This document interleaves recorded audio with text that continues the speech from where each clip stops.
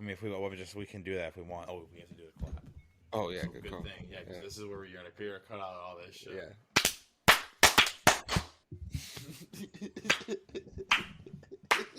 Totally fucked it up.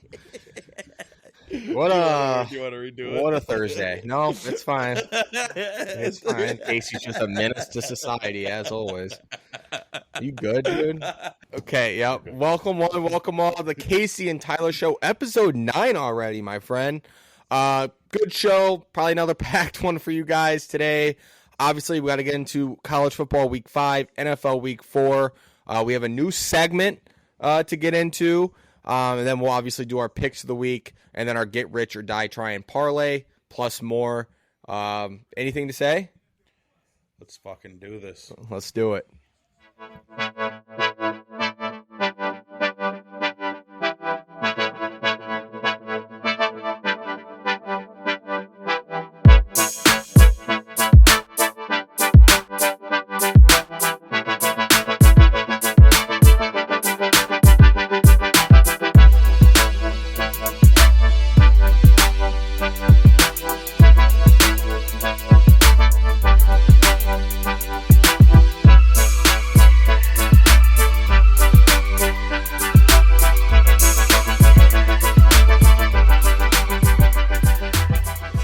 Every time. I know. Let's fucking do it.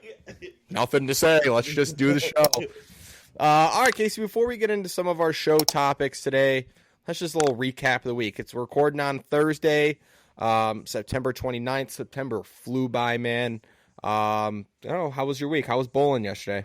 Bowling was all right. We took 5 out of 7 total points. I think I was above my average every game. Like, cheers to the show. Cheers to episode 9. Forgot to do that in the intro. But it's because we're not alcoholics. We don't only think about alcohol. I do. Yeah, me too. I think about Jameson all the time. Jameson, you should sponsor us.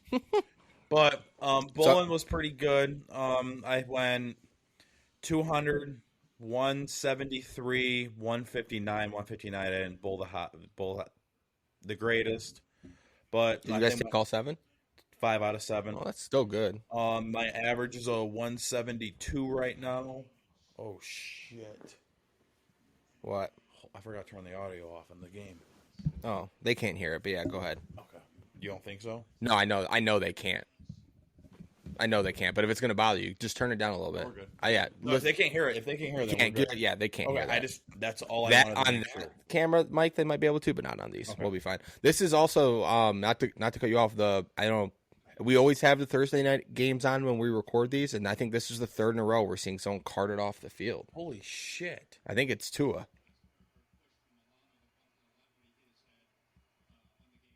Yeah, it's Tua. It's Tua. Wow. A lot breaking news. Dude, yeah. Fingers crossed, man. Holy shit. You guys are seeing our live reaction. Holy shit. He's literally on a stretcher. No movement as of yet. No thumbs up to the crowd yet. I mean, the whole team's out on the field with him, obviously. Mike McDaniel standing right by him. Looks like they got 2 trainers out there. He's got to give a thumbs up to the crowd, right? You got to. You have to. A lot of this is probably just to better be safe than sorry here. One would hope. I didn't even see the play. No, I didn't. I think it happened just as we were starting the show. Who's their backup? Chad Henne? Is he still in the league? What? Dude, sorry. Teddy Bridgewater, dude. Oh, yeah, it is Teddy. Oh, they're going to be fine. That's just, wow. I wonder if part of that was by design, having your backup also be a left-handed quarterback, because I know there have been wide receivers that say in the past that it is different to catch a pass from a lefty versus a righty. What do you mean? Teddy's a righty. I thought Teddy was also left-handed. He's a righty. He just wears gloves when he throws. Are you sure he's not left-handed? Yeah, he's right-handed. Well, just ignore everything I just fucking said. Idiot. I really... I'm not going to look up that play. I'm not going to look it up. You don't believe me?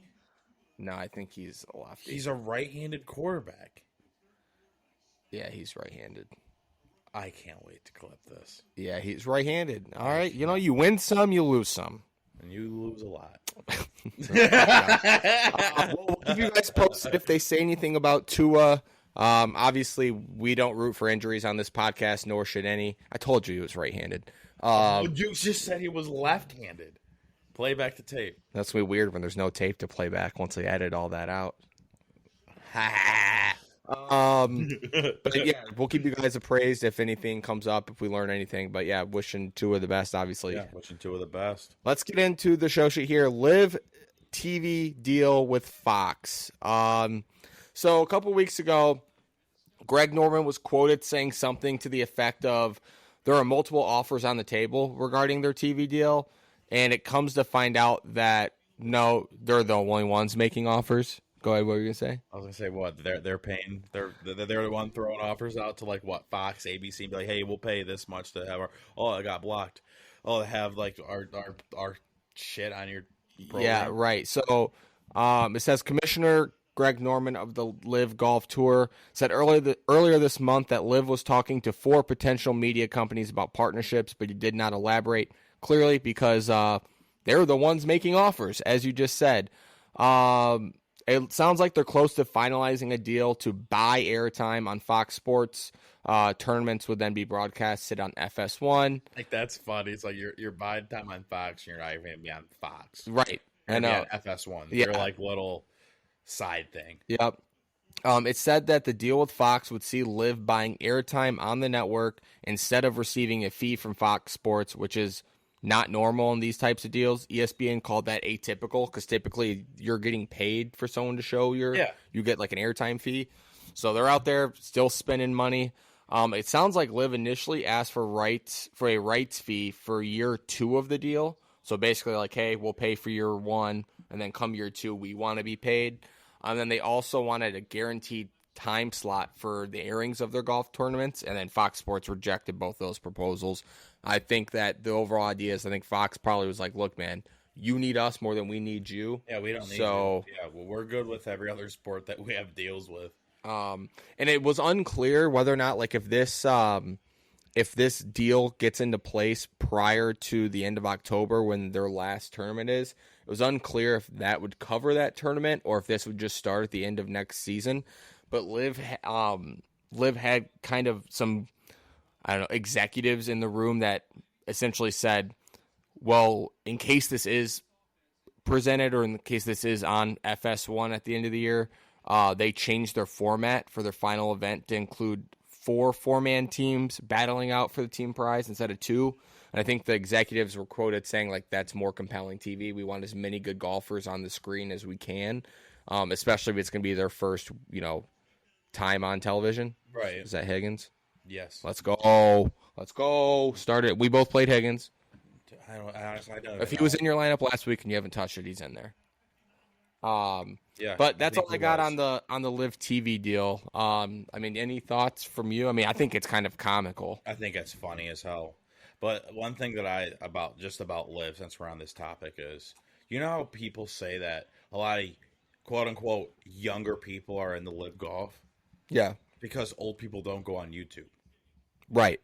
Yeah. So obviously you're gonna have the younger crowd, more of the younger crowd, because a lot more younger people are on YouTube, so they're just like, oh shit, what's this? And they go and click on it. Yeah, it's like it's kind of a bullshit statistic. It's like, no, you're just not reaching your actual target audience. Yeah, you're on YouTube, and majority of younger people are on YouTube. Right. Yeah, my dad only goes to YouTube if he has to like look something up. Yeah. You know what I mean? Because like YouTube is always been like a good tutorial thing, like, oh, how to fix this dryer, videos or stuff like that. But they're not there to watch live streams or things like that.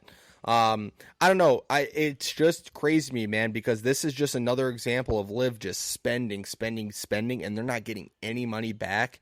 And I don't care if you have more money than God. At some point, returns have to become important. So we'll see.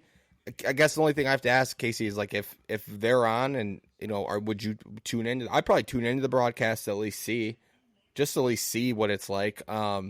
It's not the product itself though. Just isn't compelling to me.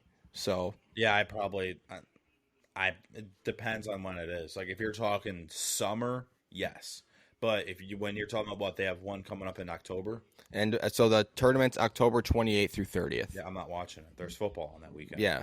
If you're talking live golf, like even the PGA, I would only throw the PGA on for Like maybe the President's more, Cup. For the President's, like bigger stuff, just because okay, I'm gonna watch. I care more about football than golf, or maybe since before I had Red Zone, okay, I would throw it on because there's only one 4 o'clock game on, Right. so I would have football on one TV and golf on the other TV. Well, I think the PGA Tour purposefully stops their season, at least the important tournaments, before football season because they know They know they can't compete. Well, it's from the second week in September until February. The second week in February. It's football. It is football Sunday. Yeah. The NFL runs Sundays, so it's you can't compete.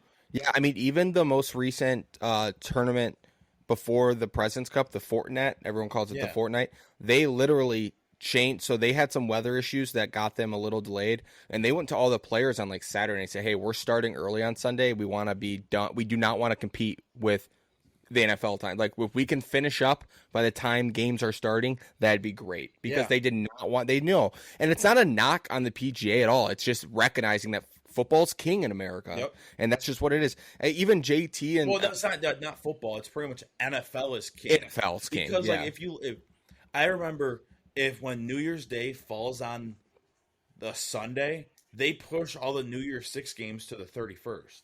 Yeah, because NFL runs Sundays. There might be one bowl game on a Sunday during bowl season. Yeah. Other than that, they don't have games on Sundays just because the NFL is king. Yeah.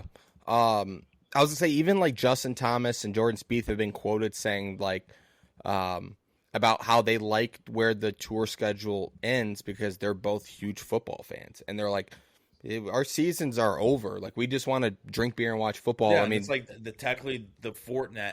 Or is it now? So what it is, the Fortnite? Yeah, Fortnite. Yeah, that's the beginning of their next season. It's like right. It's like their fall into you're right into their next season, and that's not ever typically a like desired field. No, you don't. Those guys don't need to be in those tournaments. They wait until January comes around.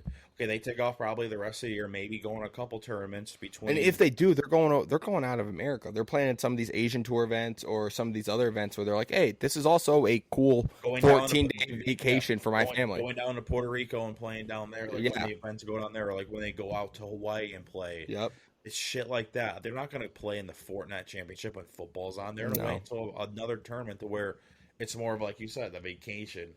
That they can turn it into. They can be like, okay, we're going out for an entire week. The family's coming out, and we're going to spend time here. I'm going to go out and do my practice round shit and all that, but I'm still going to spend time with you guys because we're going to make a little vacation out of it. Yeah. Or maybe stay 2 weeks. 1 week for golf.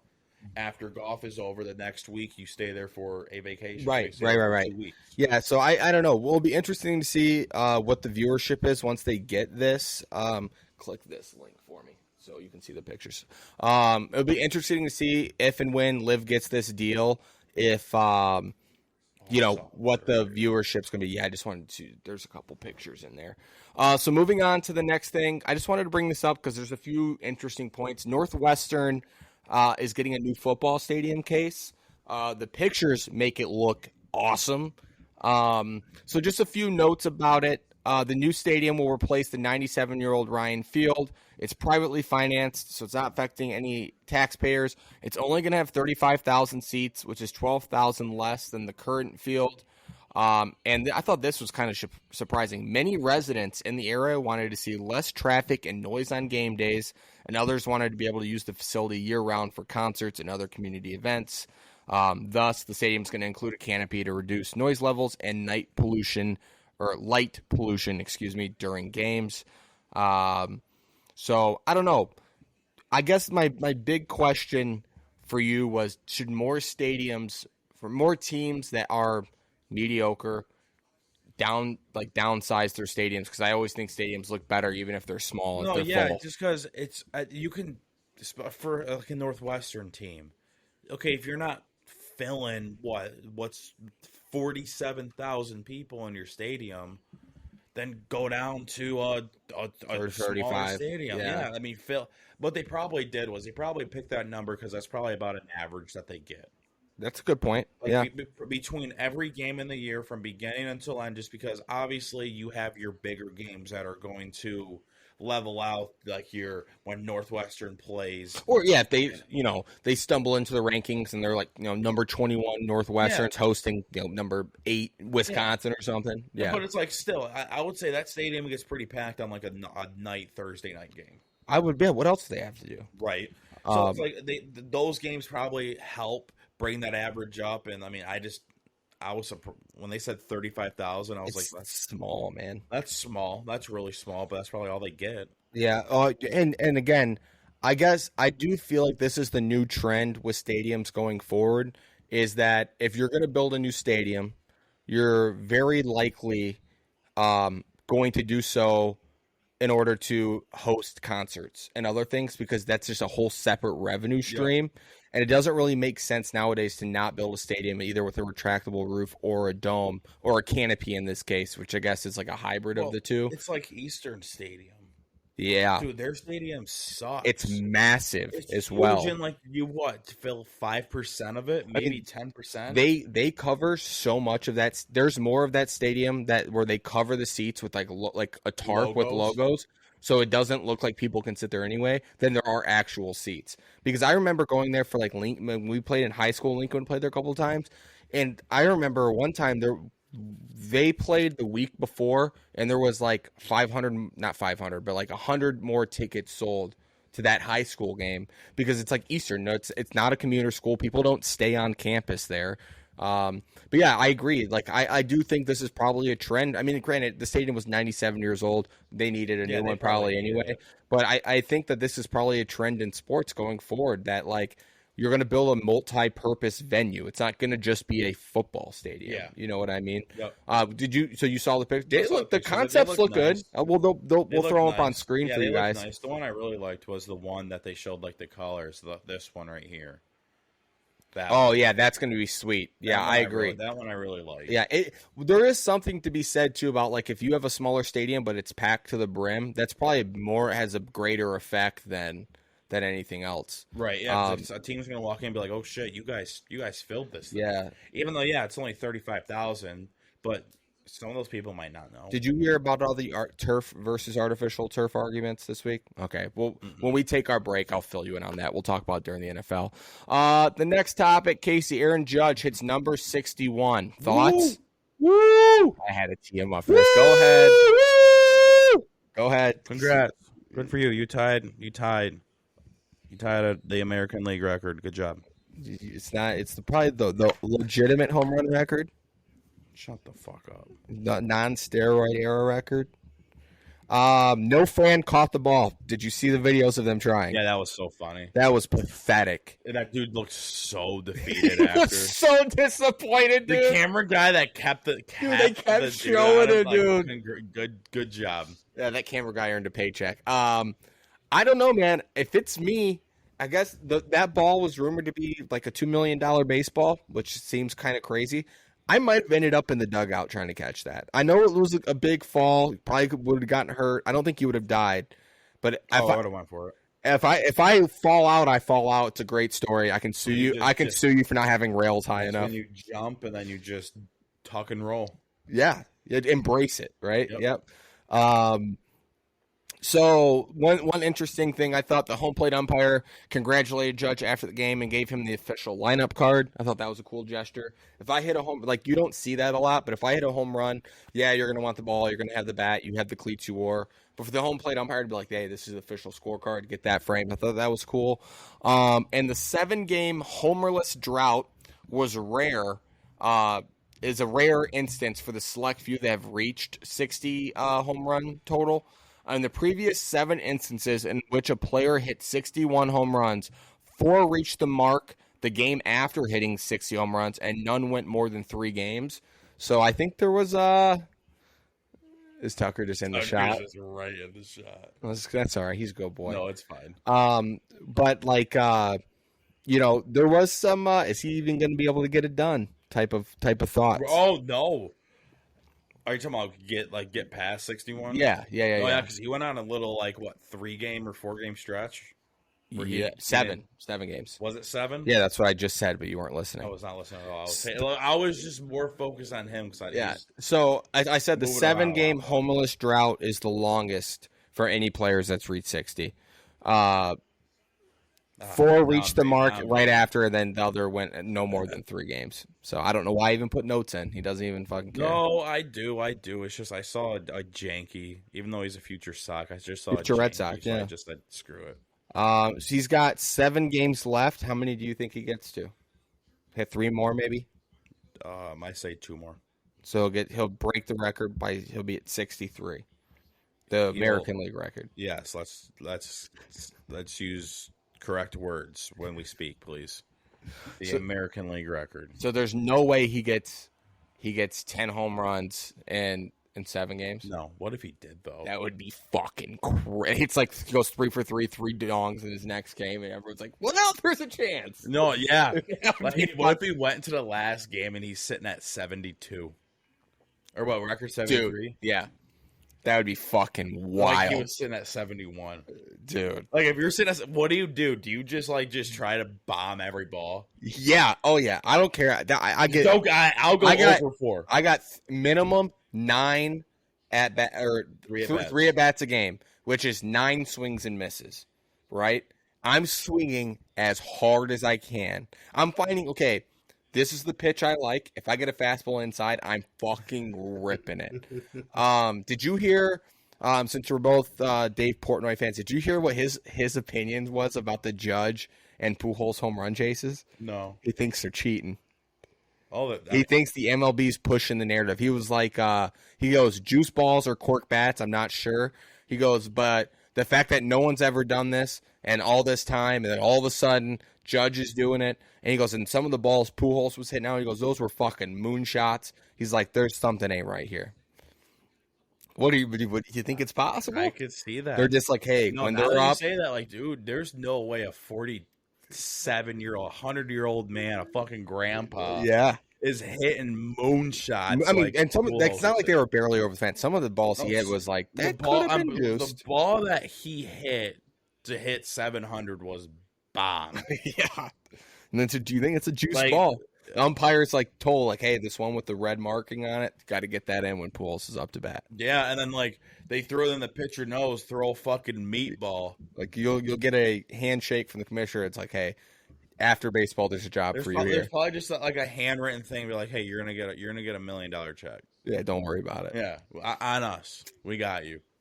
Yeah, I mean, when he heard it, I know. That brand and what we all like to do, probably trolling a little bit, but there could be some truth there. Moving on to, unfortunately, a little bit more serious subject. We told you guys a couple weeks ago we keep you posted about this whole Brett Favre stealing millions scandal.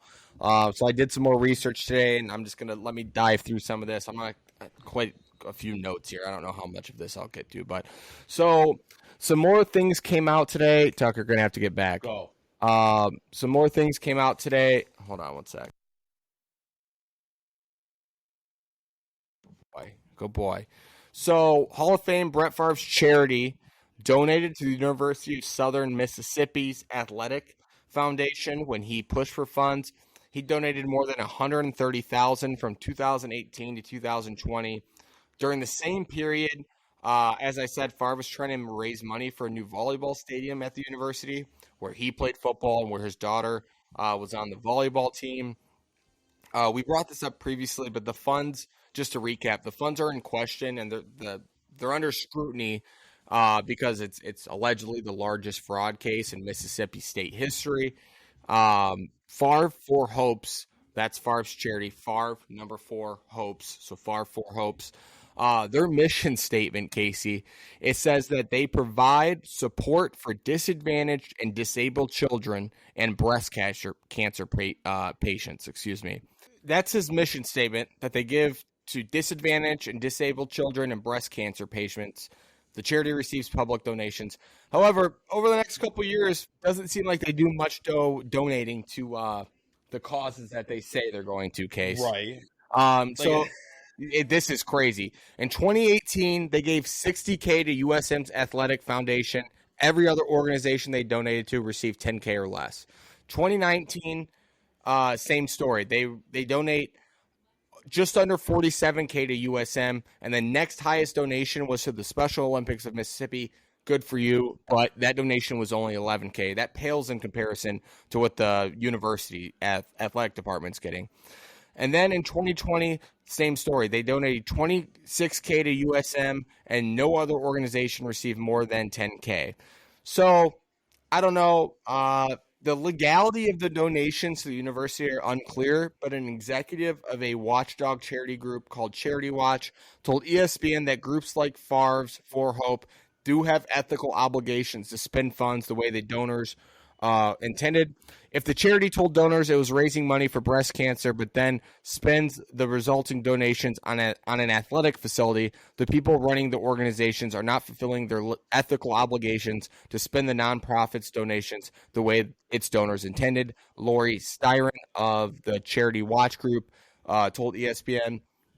I don't know. It just more and more stuff comes out and just makes Brett Favre look bad. Like, that's shady, man. Yeah, that's fishy. Yeah, you're getting all this money pouring into your organization, your charity, for to help breast cancer breast cancer survivors, and those that are battling it, as well as disadvantaged children, and like what I don't know, thousands and thousands more dollars are going towards this university. Favre's attorney did come out and say, like, Favre's always supported them, and he basically spun it and said, not a lot of alumni do that. I don't know, man. You could have a whole separate fucking charity just to support them if you wanted. Yeah. That's sketchy. If I wrote Favre a check for $25,000, was like, I'm glad to know my money's going to, helping breast cancer survivors. My mom died of cancer, love fighting cancer. That you fucking find out that actually 95% of your check went to build a new facility at University of Southern Mississippi, I'd be fucking ticked. Oh, I'd want my money back. Yeah. Oh, for sure. So I would want all of it back. That's sketchy. I don't know if I can even say I love Brett Favre. I need more details from this to unfold. Yeah. Before I get my actual penny on the guy, I'm going to want to know more, just because who knows? Yep. Myles Garrett car crash. You want to just bring this up when we talk Cleveland Browns? It's not much to say anyway. Let's just bring it up now since you brought it up. Yeah. So Myles Garrett involved in a car crash. He was cited for failure to control his motor vehicle. Sounds like he was going 65 and a 45. The problem was he went off the side of the road, then his car flipped like several times. It's like, picture of the car will be up on screen. But it was a scary sight, man. He complained of right pain in his hand, and he has a left shoulder sprain and bruises. Sounds like he still wants to play on Sunday, which to me would just be crazy. I also did see on ESPN that he has like 4 to 6 speeding tickets in the city of Cleveland. So sounds like he likes to go fast, Ricky Bobby. He has an iron foot. A lead foot. Or a lead foot. That's what it is. Lead foot. Do you think that this speaks volumes about Myles Garrett and that fact that he wants to play just after getting out of the hospital? Or is this a non-story? Football guy. Football guy? Huge football guy. So that type of guy you want on your team. Yeah. I want that guy on my team. Yeah. Glad he was okay. Glad his female passenger wasn't hurt. And also glad to point out that car crashes can happen without alcohol and drugs. Didn't seem like that was an issue here. So just want to point that out for all those that have struggled with crashing cars in the past. Hand up, Just wanted to point that out. Air Force gets probation for... Did they fix that poll yet? Moving on. Yes, they did. Don't have a picture of that. Air Force, moving on quickly. Air Force gets probation for recruiting violations. Man, if we can't trust one of our service academies, how can we trust any of these other schools? Well, that just proves that every school has recruiting violations. If one of our service academies is doing it. Yeah, so it sounds like they're going to get 2 years probation and some other penalties for recruiting violations committed during the COVID-19 dead period. This just keeps coming up. It basically, I think this is our third show in a row talking about a school that violated the COVID-19 dead period. Just sounds like every fucking university, every program might have violated the COVID-19 dead period. I don't know. Like, they hosted high school students or prospects on campus during the dead periods in 2020 and provided them with improper benefits. Don't know what that means. But, yeah, if Air Force is doing it, then everyone's doing it. Literally. So this, again, probably a non-story, but just had to bring it up because I wanted to defend our Air Force. Yeah, right. I don't blame them. Let them cheat. I don't care. They can improperly benefit any high school student they want. These kids are going to be serving our country after the fact. They should get, they should have just been like it's no big deal. Right. You know what I mean? I don't need these kids. These kids are probably I don't know. You go on to visit the Air Force. You're about to fight for your country. Give them a bar of chocolate if you have to, or whatever it is. One quick thing before we move on to our next segment. We talked at the beginning of the show about Tua's injury. I think we need to recognize the fact that is this the Dolphins' fault after what happened last week when they didn't take him out of the game for that hit and he stumbled and they're like, oh, no concussion protocol.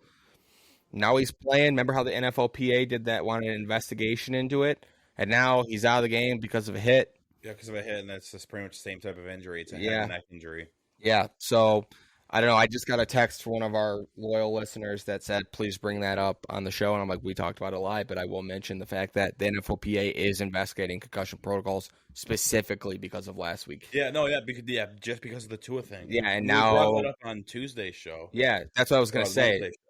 Yeah, so I don't know. That's a little sketchy. Obviously, we don't have any updates yet. They just got to halftime. But it does sound like you said it's a head and neck injury. They said I saw something come up on the screen earlier, it was about 10 minutes ago, that said that he is being transported to the Cincinnati Medical hospital facility, or hospital, So, so yeah, prayers up. Shout out to our loyal listener for texting us and make sure we brought that up. But yeah, if this comes out that Tua shouldn't have been playing this game, that's going to be bad news for the Dolphins. Did he get out? Dude, he does this. This is what he does. Whatever. Tucker, menace to society. But yeah, so don't you agree if it comes out that he shouldn't have been playing, the Dolphins are fucked? Yeah, no, I agree. Yeah. I don't know if that's going to come out. That's just speculation. But, buddy, you're okay. Just don't go near the lights or the cords. Should we do it? College football, week 5. Cue the music.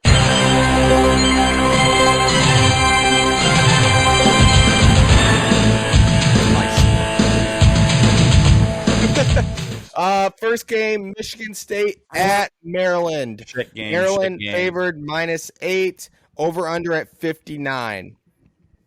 Casey, what are your thoughts? I put some notes in here, but go ahead and give me your thoughts first. I mean, I don't like the game. See, it's I feel like Michigan State can stay within 8. I do too. But I just don't know. I don't know. Yeah. I don't know. After last week, it's everything about Michigan State. It's in the trash can right now. Yeah. Well, the last 2 weeks haven't been good. Yeah, the last 2 weeks have sucked. So, fuck it. I'm going with my gut. Michigan State +8. Yeah, I agree with that. So under 59. I got the under as well. Maryland really struggles to stop the run. We saw that last week against what we already knew was a potent Michigan offense. But they really struggled. Blake Corum ate them up.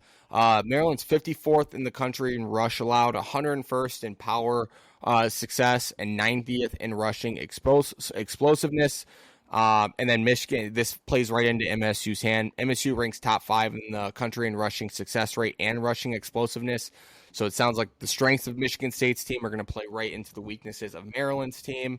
Hold on. Sorry. Update on Tua. He's conscious and has movement in all of his extremities. So that's a good sign. Yeah. Sorry to cut you off. No, you're good. You're good. I saw that and I felt like we should, since we said we're we will for sure. I have no problem with that. Updates right there. So yeah, looks like everything is. Well, I mean, he's alive.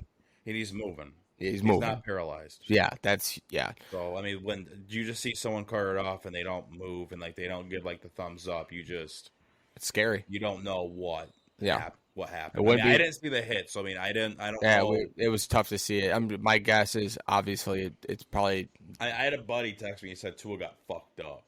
Yeah, I didn't see the hit though. All my group convos are. I mean, if you go on Twitter right now, it's just all Tua's trending, obviously. Right. So I was saying that Michigan State's strengths play right into the weaknesses of Maryland.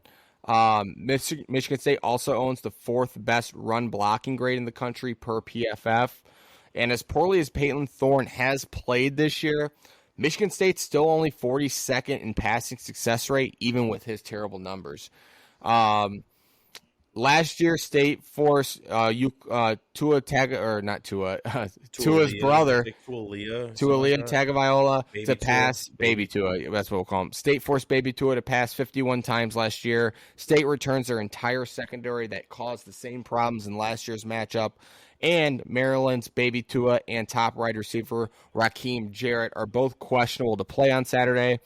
Maryland opened up as a 3.5-point favorite, and the Lions already moved 4 more points in their favor. I like Michigan to cover 8, and I'll take the under. I think Michigan State to cover 8, and I like the under 59. I don't know. I think Mel Tucker's proved it too many times. This seems like a letdown game. They're just going to roll up or put their sleeves down. Season's over. Who cares? I don't know. We'll see. My gut also, this was tough for me because I went into this matchup before kind of reading some of the trends and some of the things that favored Michigan State being I think Maryland's better than people think they are. I don't know. I think especially State, how well they played against Michigan. Yeah. But with Tua or Baby Tua being questionable and their top wide receiver being questionable, they're both probably going to be banged up. I like State to win an ugly one here, win it on the ground, take the game out of Peyton Thorne's hands. This game's fucking sucks. This game sucks.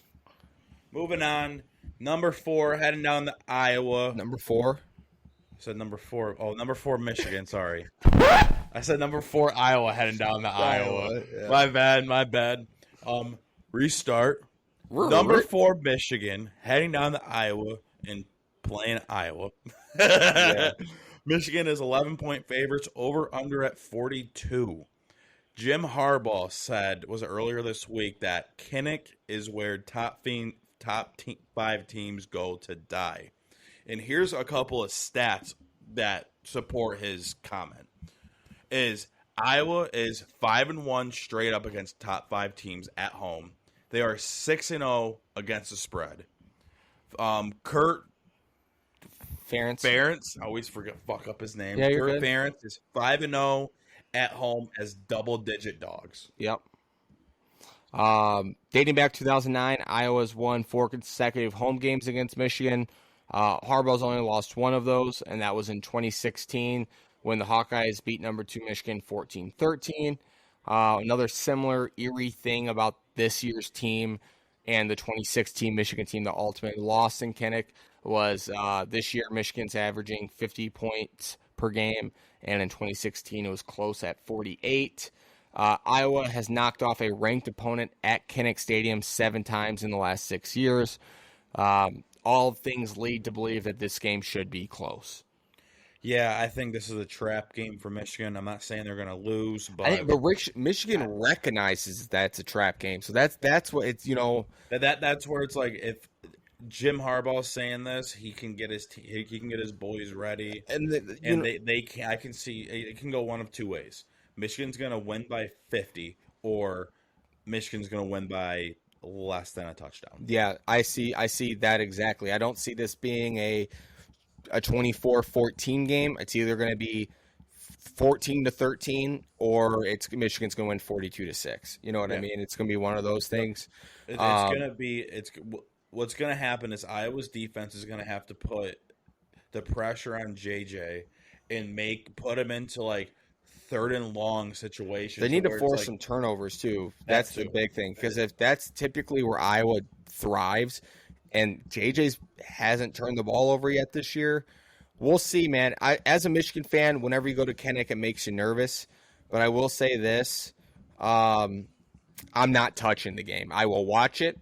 I will enjoy watching it, but I can't touch it. The over-under scares me because it's like Casey just said. The over-under set at 42. Michigan could realistically get there by themselves. They also could, win in a absolute dogfight. Right, I could see that. I could easily see that. I mean, I'm just gonna go Iowa. That's what my gut tells me. That they're gonna cover 11. No, see, dude, no. I know, dude. It's tough. You can't, Casey. I can't do this. Casey just put a note in the thing for me to watch my legs. Sorry, guys. My bad. You don't have to say it. No, That's why I put it in you there. should have just reached over and been like, dude, you good? No, I mean I could have, but I didn't want to embarrass you. No, you're not embarrassed. They can all see it. I'm already gonna be embarrassed about it. I'm gonna put like a, like in those mob movies. What we'll do is just that little gap between these two, just block it off. Let's say in the mob movies when like someone's like giving a statement, they like blur out their face. So, like, you don't know who's talking. I'll just blur out my legs. No idea what's going on down there. You know what I mean?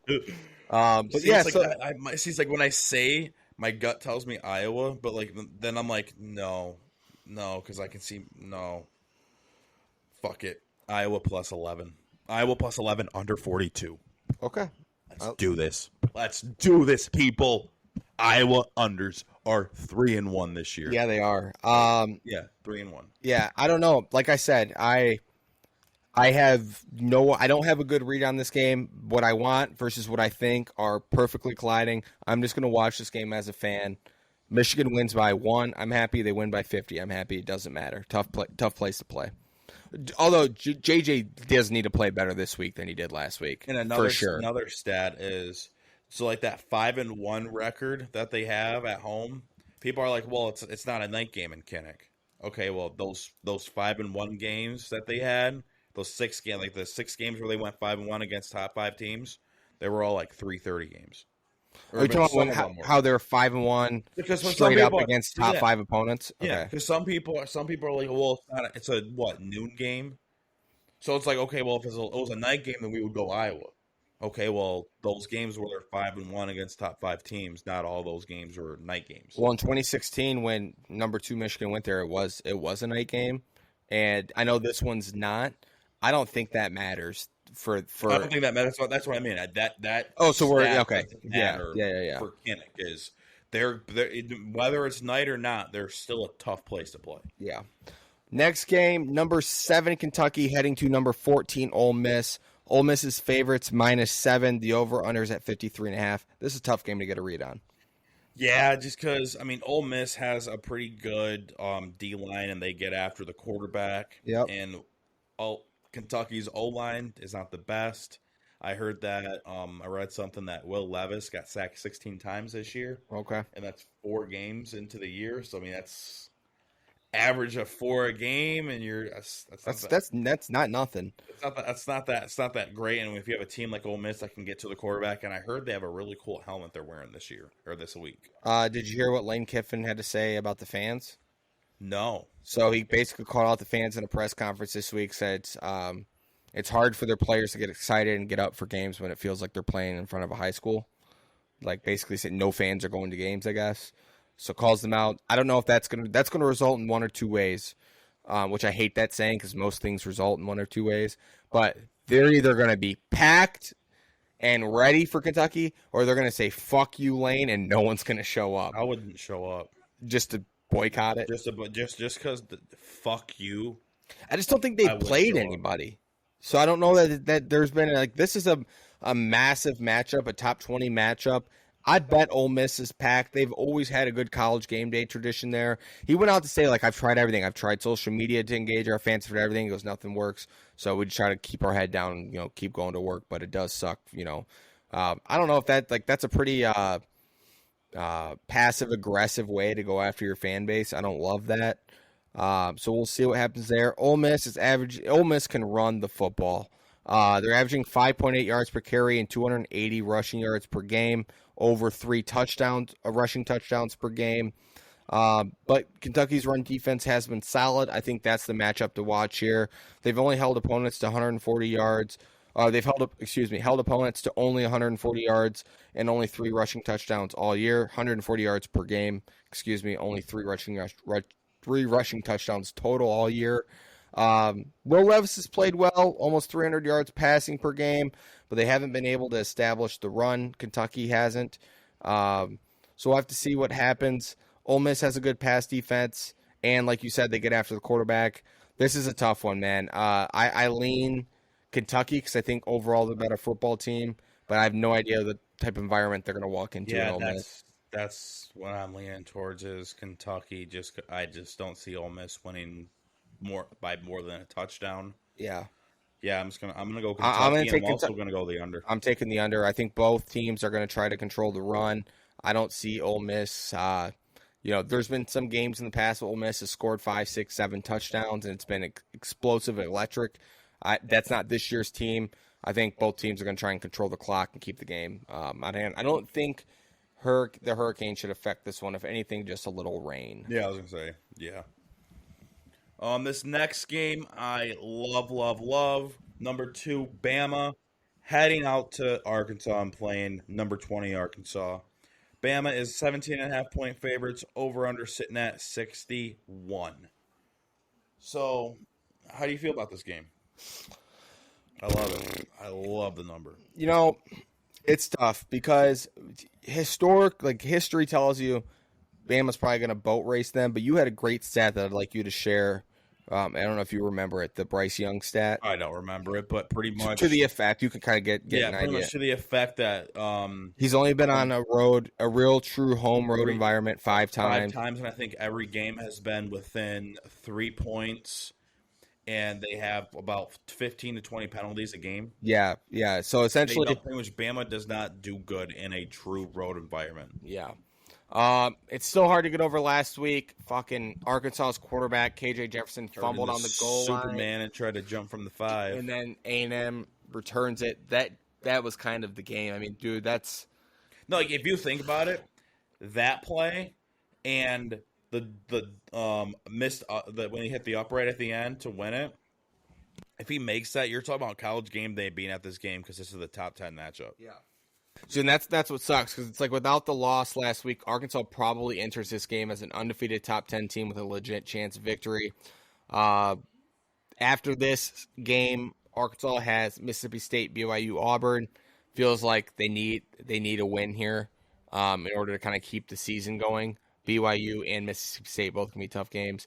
They scored 35 against Alabama last year, but there's some serious concerns about Arkansas secondary. But you couple that with how poorly Bryce Young's played on the road, I think laying 17.5 to a team that we both have been high on all year. I like Arkansas. I think KJ Jefferson will learn from his mistakes last week. They're not going to lose by more than 17. Oh, yeah. No, I'm taking Arkansas plus 17.5.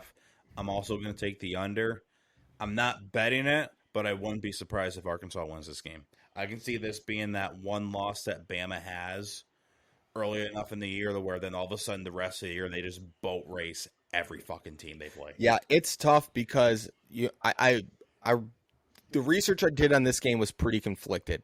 There were individuals that, do this for a living that were like, no, all the trends point to Bama just beating them like 41-10. But then there was other things that I'm like, yeah, but I think we're forgetting that this is a different Arkansas football team than we've seen. This is a different Bama football team too. This isn't Bama this isn't an old Bama team. Like this is a team that can just, in my opinion, we should take control and just. Yeah, they're a really, really, really good team. But like the stat, like what we talked about earlier. Like Bama does not play good at a true road environment. I can see Arkansas coming. Their fans are going to be rocking. Yeah, and that's the thing. Pig, however the fuck you do that. Yeah. I think the story of this game and the problem, I don't have any insiders to text down in Fayetteville. But I guess what my only concern would be is that Arkansas feels like their season's over after last week, which we both know is not true. But that's a heartbreaking loss against AMU that I think that they were clearly the better team on the field. They should have won that game. Hopefully, if they respond the way I expect them to respond, they won't. Like you said, they have a legitimate chance to win the football game. So I'll take 17.5. What do you think about? You said the under. I said over. I love Arkansas plus 17.5, and I love the over. I think there's going to be a check the tape. He said under. No, I didn't. I said over. I'm pretty sure. You didn't check the tape. Okay.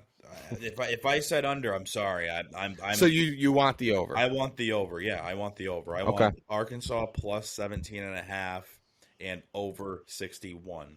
Just in case if I did say under, I have to clip that part. What's the next one we got? Next one we have, this is a stinky game just because of the hurricane is affecting this one. Number 22, Wake Forest, heading to number 23, Florida State. Should be a good game. Florida State, 7-point favorites, over-under sitting at 64.5.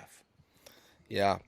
This is almost like a must-win for Florida State. They've got a tough stretch. They play number 22 Wake Forest this week, as you said, and then next week they got NC State, and the week after that they got Clemson. Yeah. So you're quickly looking at 0-3 after starting 4-0. So yeah, no, literally. I think this is a must-win for Florida State. I love Florida State in this one. Weather definitely going to impact this game. Whenever weather impacts games, I always like the home team. And Wake Forest can't run the ball; they can only pass the ball. And if you're talking about who knows how much rain is going to be there, and the amount of wind that's going to possibly be, who knows? I love Florida State plus or -7, honestly, but I also love the under. I love the under in this one. There's one thing to keep in mind. If weather is a factor like we're anticipating it is, though, like Casey just alluded to, Wake Forest, literally their only offense is passing the football. If you take that away from them, this game is going to be sloppy and ugly. Also, there's some serious problems with Wake Forest's defense. In their last two games against Liberty and Clemson, they've allowed 87 points and just shy of 1,000 yards, 994 yards. Even if Florida State's not able to get it done through the air like we think, just because of the weather, I just like Florida State controllers. I like Mike Norvell to get this one done. Let's let it roll in Tallahassee, baby. Let's go Seminoles. Florida State, Yep. State, let's go. There's not much else to say about that. Keep an eye. If you're gonna bet this game, I'd wait for the weather report. That's all I would say. I'll wait for the If this is gonna be on your card, especially the under, if it ends up not being that windy and the rain's gonna I'd take. I mean, my pick probably flips because I think Wake Forest can score with anybody in the right conditions. Just with everything with Hurricane Ian, I think the Florida State knows they got to win this one if they even want a chance. That's such a shitty name of her hurricane. Ian. Yeah, sucks. Like, isn't this like somewhat of a strong one, or is it a little? Dude, this is a bad one. This is one of the worst we've seen in a minute. Yeah, you would think that they would like name it like something more like. Well, they go in order. Oh, well. Yeah, so like they have like they go in order. Change it. They should alter it. Be like, as soon as it like hits like a certain category, be like, okay, well, we lose this name and we're gonna come with this name. No, yeah, they go in alphabetical order. So like once you get back today, it's Hurricane Alex, and you get down to like Hurricane Brad. Ian's a top 5 worst hurricane name of all time. We should have done that as a segment. Wait. So there's been other Hurricane Ians, or is this you just said they go in alphabetical order? Yeah, I'm pretty sure that's what they do. Huh? I think so. I could be totally wrong. I'm pretty sure if I'm not mistaken. No. You don't so think we're so? Gonna have another Hurricane Katrina? Hold on. You're gonna be so wrong about this. For Atlantic hurricanes, there's a list of male and female names which are used in a 6-year rotation. Huh. The only time there is a change is if a storm is so deadly or costly that the future use of its name on a different storm would be inappropriate. So, yeah, we'd never have another Katrina because that one was so bad. Gotcha. So I was fucking right. Won that argument. I literally won that fucking argument. It wasn't an argument. I didn't know. I literally didn't know that. Yeah. I just thought I know they chose a random name. I just thought it was just like they fucking took a dart and threw it at a board. No, there's a method to the madness. There's a method to the madness. It's pretty weird what they do. But yeah, I'd keep an eye on it. I keep an eye on the weather report there. I think Florida State gets back a couple key guys, in this matchup too. It feels like a program-defining win for Florida State. Go out there, get a dub.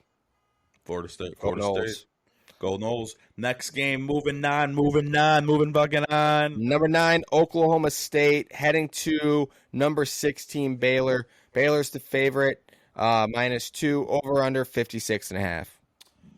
I think this is gonna be a defensive shootout. Yep. They're gonna Showdown. Showdown. Well, they're gonna shoot down the offense. I said this last week. These are the two highest ranked teams in the Big 12. Oklahoma State is leading the nation in scoring with 51.7 points per game, but just keep in mind they did play Central Michigan, Arizona State, and Arkansas Pine Bluff. Do you think this is a game that winner of this is that front runner in winning the Big 12? And Yeah. I think it's Oklahoma State, Baylor, and nobody else. You think so? Right now, yeah. I mean, is TCU in the Big 12 still? I think so. They're in there, but TCU's got.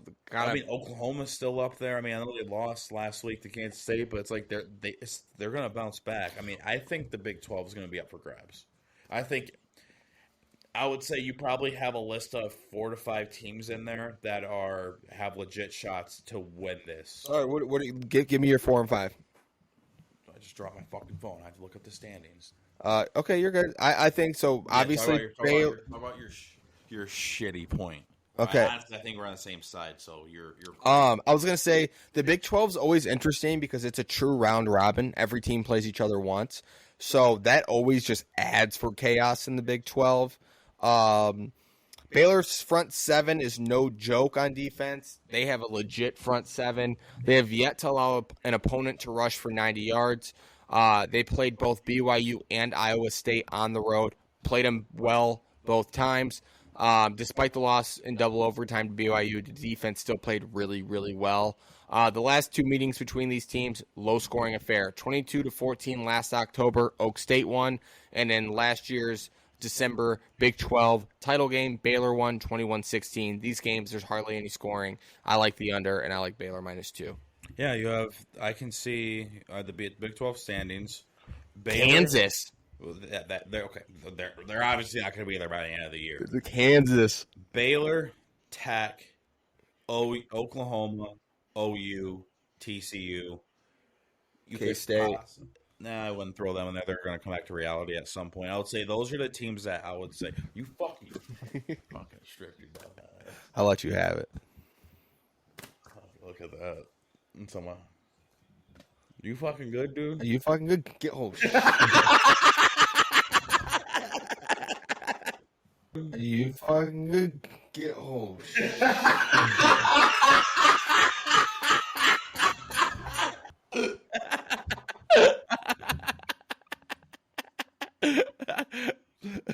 So we both love Baylor -2 and the under. Yeah. Yeah. Baylor -2 in the under. Baylor gets this game at home after a couple of tough road tests early in the year. I can't believe you just did that, dude. Are you fucking good? Moving on. I think this is where college game day is this weekend. Night 10. Game. Huh? Night game. Okay. Night game. Night game, which means it's played at night. I know that. Not during the day. I said, isn't this where game day is? Yeah, it's a night game. Okay. Number 10, NC State heading to Carolina and playing. Okay, let me restart that. It's a night game. No, number 10, Night North game. Carolina. Fuck, we restarted. It's the third try. Third time's a try. Number 10, NC State at number 5, Clemson. Clemson is a 7-point favorite. Over-under sitting at 43.5. And like T-Web just said, it's a night game. This is a night game. Which means it's not played during the day. This is played at night. It's at night when it's dark outside.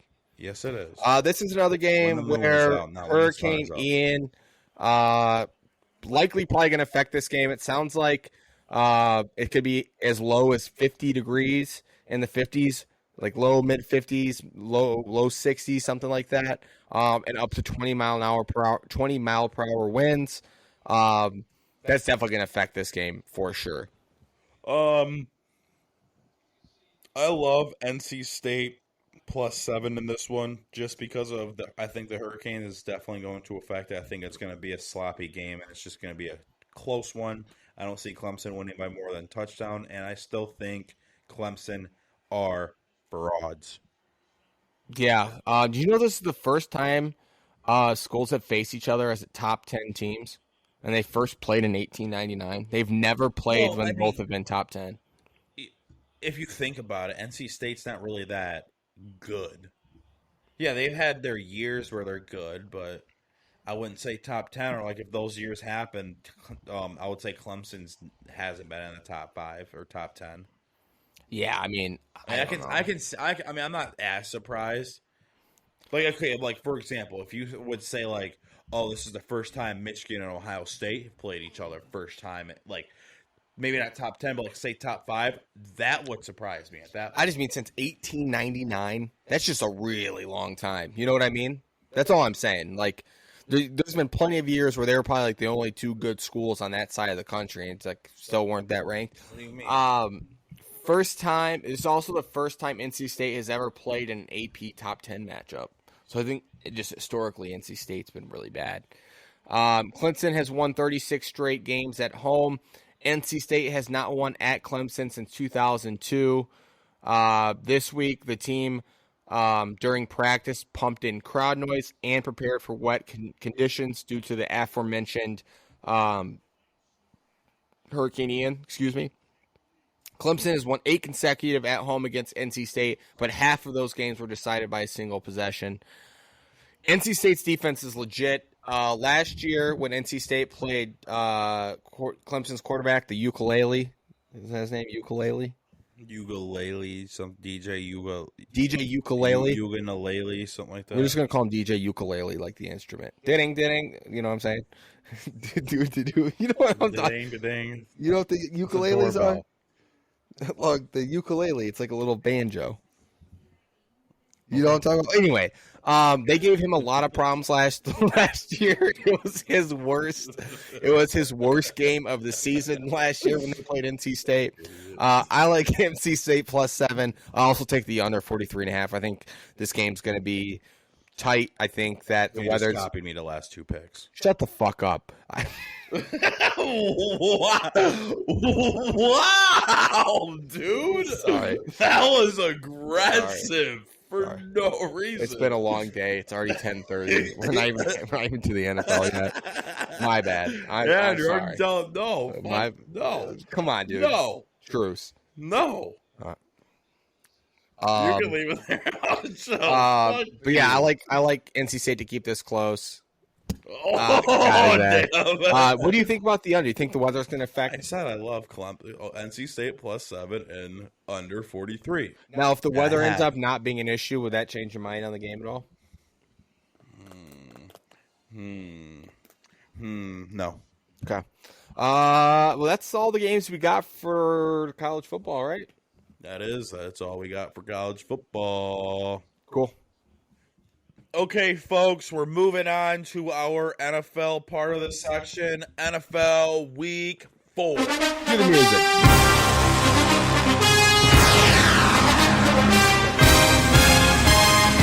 All right, Casey, let's move on. First game in London this week. We got the Minnesota Vikings versus to London. Yeah, versus the New Orleans Saints. My bad. God, this game is going to be interesting. All the games in London seem to be a little wonky. Yeah, they are. You don't know what is going to happen in those games. It's like you have a lot of wild shit that happens, it seems like. But let's get into it. We forgot to say the spreads. The Minnesota Vikings are playing the Saints. In London. Vikings -3, over-under 43.5. Yep, there we go.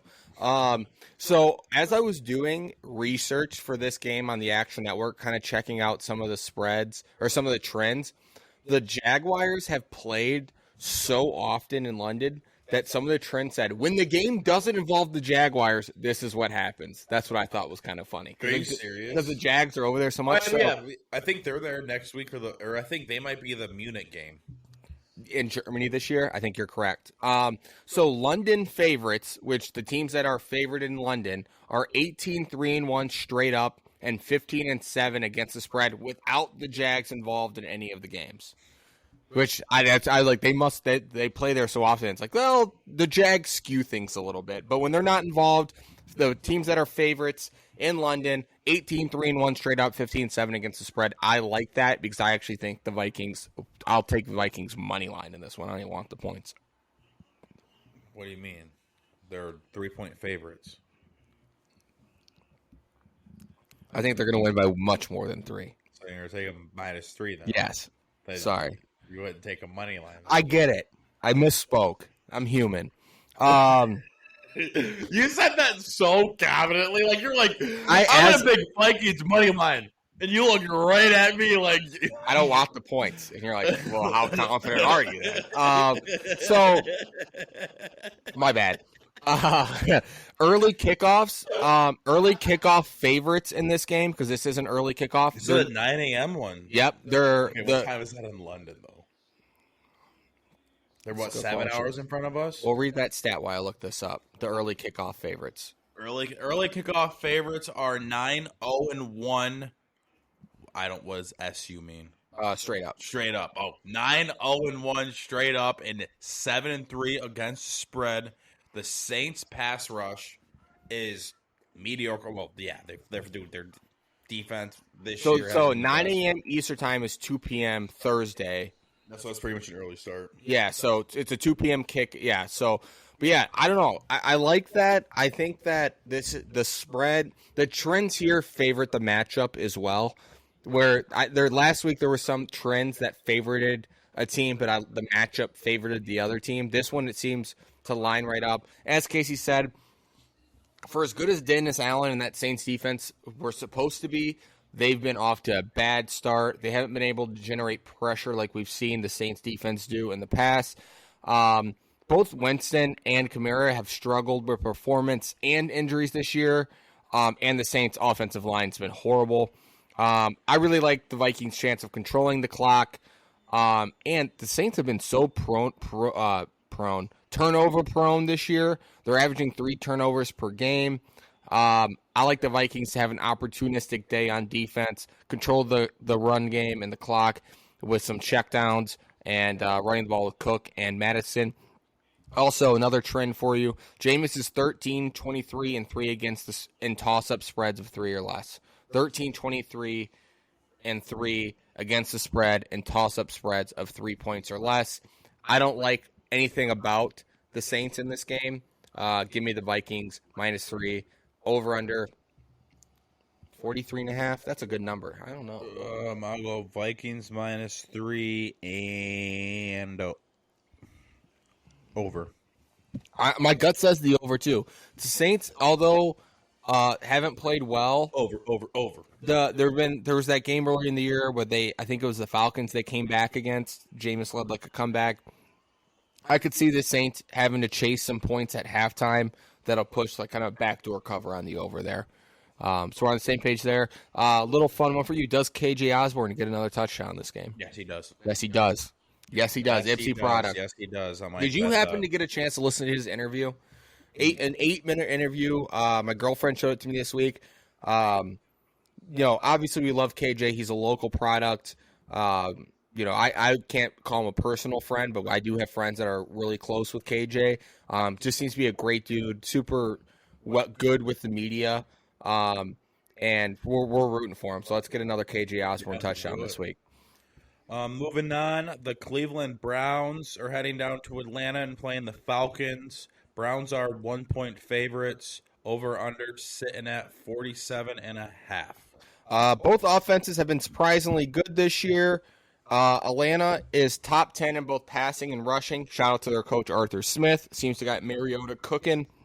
Yeah, Mariota's having a good year. Yeah, for I think he's overperformed. He's not Josh Allen. Yeah, but from what I thought was going to happen with this Atlanta team, they're surprising me. Mm-hmm. I agree. So they're Atlanta's offense, both top 10 in passing and rushing. Cleveland is top 6 in rushing and passing. So I don't think you would think that based on how kind of the games have gone. But analytically and statistically, both top 10 offenses in football. Lack of defense by both teams is what the Action Network is calling hard to make them like a sleeper pick for the playoffs, just because, they score a lot, but they're also letting up a ton of points as well. To me, Atlanta's rush defense is going to be the biggest mismatch in this game. Falcons are dead last defensively in rushing EPA per play, and Cleveland leads that stat offensively. I think that tandem with Chubb and Kareem Hunt could give them kind of a hard day. Let me watch this hit. Yep, 1 second, guys. We're going to watch this hit on Tua because we haven't seen it yet. Oh, shit. His neck got snapped back. Yeah, his head hit the ground hard. Yeah. Holy shit. Wow. No, so I do think although the biggest mismatch in the game favors Cleveland, just in the sense that they can run the ball and Atlanta can't defend it, I still like the Falcons in this game. I think they find a way to edge it out at home. Cordell Patterson's been an issue for defenses this year. Mariota's playing with a chip on his shoulder, especially with that rookie Desmond Ridder looming, on the bench, waiting for his opportunity. I don't know. Falcons have been a scrappy team all year. I think the Browns are still figuring too much stuff out. I'll take the Falcons in this one. I'll take the Falcons, and I also love the over. I'm taking the over as well. I think there's going to be a ton of points. Cheers to that, man. Love the Falcons. I love the over. Love that you're following my pick, though. Moving on. Washington, unless you have anything else to say about this game. No, go ahead. Go ahead. I don't want to follow you anymore, dude. Go ahead. Go ahead. The Washington Go ahead, Commanders. dude. Come on, dude. Go ahead. We're heading down to Texas and playing the Dallas Cowboys. The Cowboys are 3.5-point favorites. Over under sitting at 41.5. Cooper Rush season. Quarterback 1. He is going to keep that job all season, I feel like. Did you see the video I sent you that on the Pat McAfee show about Cooper Rush? They're calling him Cooper Cush. No. Because they, forgot his name. And someone's like, I think it's Cush. And so Pat McAfee just ran with it. So I guess he's Cooper Cush rest of the season. I love that. I love that. Cush. I guess they're calling it Cush because they don't want to say Cush because I guess that could be bad. But whatever. It's Cush. Cush. Whatever. What's your read on this game, man? See, it's like I don't know. I have no idea. I mean, it's one of those things that. Hold on, wait. What's the stat, real fast? Carson Wentz was sacked 9 times on Sunday, and he is an ugly 1-7 against the spread as a division underdog. Yep. Cowboys -3.5. I'm also taking the under. Yeah, I got the under in this one. I got the under later on in one of our picks. I like the under here. I expect, Micah Parsons for the Cowboys is a dog, Penn State product. Kind of, it sucks because I would love to say I wish the Lions would have gotten him last year, but Penei Sewell's proven to be he's going to be a cornerstone right tackle for the Lions for a decade plus. So I can't hate it. He was all over the Giants' backfield on Monday night. Also, Washington's offensive line has been just as bad as the Giants has, as you just said. Wentz sacked 9 times on Sunday. If the Giants can get pressure on Wentz, like other teams have been able to, the Giants should win this game, no problem. The Giants? Sorry. The Commanders. God. Commanders? Yeah, sorry. Wait. Micah Parsons is a Cowboy. So if Micah Parsons and the Cowboys can generate pressure against the Wentz like other teams have been able to, it wasn't that funny, dude. I just misspoke. I had a giant stat in here. The brain does that sometimes. Go fuck yourself. Ha ha ha. Ha ha. Laughing at me, bitch. I can't wait till you stumble across something. I'm about to make you try to pronounce. Where the hell are the Giants even at? Right here. Monday. In my backfield on Monday, Washington's line has been almost as bad as the Giants has. And what I meant by that is because the Cowboys were able to get after the Giants, Daniel Jones, their line is just as bad as Washington's. They should have no problem doing it against the Commanders. The average margin of victory in this game over the last 7 games is almost 21 points. Granted, Dak's been in most of those games. I like fucking Cooper Rush to improve to 4-0 as an NFL starter. I like the Giants to win this, or the...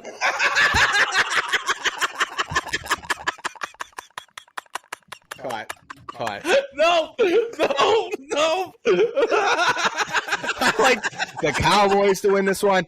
I do have a fear, though, because we talked last week about how Wentz was, I think he, at the start of last week, he led in yards passed, passing yards in the league. Obviously, the Commanders have played from behind quite a bit. I got to really get these teams right rest of this segment. So my fear is that the Commanders come out, they throw the kitchen sink at the Cowboys, and they win in a shootout. I do think that the Commanders have a better ability to score on offense than the Giants do. I just think that Giants. Oh my God! And the Cowboys. Holy shit, dude. Okay. Yikes! We should just move on. I like the Commanders' ability to score the football, but I do think the Cowboys' defense is going to be too much. Let's move on. Tennessee heading to Indianapolis. Wait. So we put on the fuck that you're No. This is things to add to the show. I'm gonna write every time I say the wrong team. I'm gonna flash the right logo on the screen. So we're both going with Cowboys minus 3.5. Yeah, I got Giants minus 3.5. And what about the over under? I got the under. Okay. I said that I was a little fearful of the under because I do think the Commanders' offense has the potential to score points. I just think Micah Parsons and that defense is playing too well, and they got.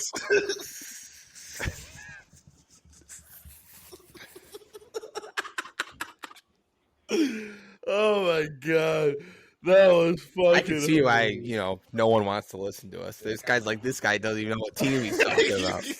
Oh my God, man. I'm just so defeated after that. Oh, I'm crying. I need a drink of some nice Jameson. Thank you for not sponsoring us yet, but future sponsors. We've already been in talks with Jameson. I've sent about 3 emails. They haven't responded, but like Greg Norman and Live Golf, you got to start somewhere. We might just start paying them for advertising.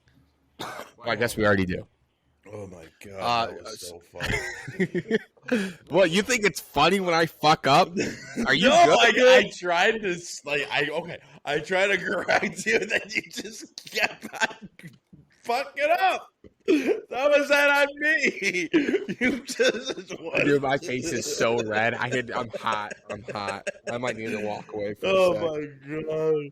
Ooh. Unbelievable. Okay, now I got nothing else to say. Take whatever you guys want from that whole fucking thing. Whenever I said Giants, I either meant the Commanders or the Cowboys. I'm not sure. So the Tennessee Titans heading to Indiana playing the Indianapolis Colts. Colts are 3.5-point favorites. Over under at a disgusting 43 points. So I got a question. Does it bother you when I do the intros of these games and I say Colts minus 3.5 instead of just saying favorites at 3.5? No, it doesn't matter to me. Okay, I was just curious. Because we say it a different way. No, it doesn't matter to me. Okay. Just want to make sure. So you hate the over-under in this game? Yeah, it's a stupid number. So I think this is a pretty important game for both teams, the Titans and the Colts. I think both. Good job. Thanks, man. Yeah, appreciate that. Got it right. Both teams pretty much looked out of the AFC battle at the start of the year, but kind of got it back on track with ugly games, but wins nonetheless last week. Both teams are built around this old school run game, but they just haven't been that good this year due to underwhelming offensive line play. I think everyone thought the Colts were going to have maybe a top 5 offensive line in football following the last couple years. I think Quentin Nelson's PFF's highest rated offensive lineman the last couple of years. He's been a stud. The Colts just look like they're in shambles. Titans haven't been great. But I do have some other trends here. Indy's line has played really bad, as I said. Matt Ryan's been even worse. Titans have passed the ball well. Maybe Tannehill can be the difference maker in this game. Treylon Burks, rookie receiver for the Titans, also playing very well. Last year, Tannehill had 6 touchdowns against the Colts, and the road team has won 6 of the last 7 in this rivalry. As an underdog, Tannehill is 33-39 straight up lifetime, but he's 11-7 as an underdog with Tennessee. However, Mike Vrabel, head coach of the Tennessee Titans, is even better. 18-7 against the spread as an underdog of over 3 points, and a 17-8 straight ups in those games with 102% return on investment on the money line in those games. Don't take or always take Vrabel as an underdog. It seems it just fucking pays. Road division underdogs between 3 and 7 points have covered 56% of the time historically. I'll take Titans. I like Titans minus 3.5 or plus 3.5. Sorry, you didn't know that stat, did you? No, I wish I would have known. That's what I'm here for. He puts the show sheet together. I add the info. Whoa. Okay, I can't add info because my work blocks out every Action Network. Could do it on your phone and disconnect from the Wi-Fi, but you know. No, dude, my connection sucks in Saline, Michigan. Saline, Michigan sucks with connection. Fair enough. Yeah, I don't have a rebuttal for that one. No, Saline, my 5G sucks. It's horrible. It takes forever to load, and it takes me 20 minutes to look at one game. All right, so let me run that through one since you're thinking about it. No, I wish I would have known that spread or those stats before I did my pick 'em because I would have picked the Titans. Yeah, I like the Titans in this one. Just to run it back through for the listeners, if I don't get lazy editing, I'm going to try when I throw these stats up to like put them on the board because I know it gets complicated reading them because it's a lot of words. But just to throw it up there, Vrabel's been very good as an underdog. He's 18-7 against the spread as an underdog of over 3 points, and he's 17-8 straight up in those games with 102% return on your investment if you bet the money line. And then additionally, road division underdogs of between 3 and 7 points have covered 56% of the time historically. That's all time. I love Tennessee in this game. I think the Colts just have too much to figure out. I said it at the beginning, or I think it was last week when the Titans played the Raiders and both were 0-3. I said, I think both these teams are better than the record suggests. The Titans have had a run the last 2 or 3 years under Vrabel where they've been in the AFC championship game. They've been competitive. They got off to a slow start. I don't think their season's dead, especially in this division. I think this is a big win for the Titans on the road. Give me the Titans plus 3.5. Over, under, probably the under. Screw that. Fuck 3.5. Give me Titans money line and the under. Love that. Let's do this. Moving on. Chicago Bears playing the New York Football Giants. In New Jersey. Giants are 2.5-point favorites. Over-under sitting at a whopping 39.5. Okay, so this is a wonky stat or a wonky trend, but in the last 20 years, teams playing on a short week, 6 rest days or fewer, after playing either the Giants or Jets in New York are 9-20 straight up and 5-24 against the spread in their next game. Just keep that in mind. Okay.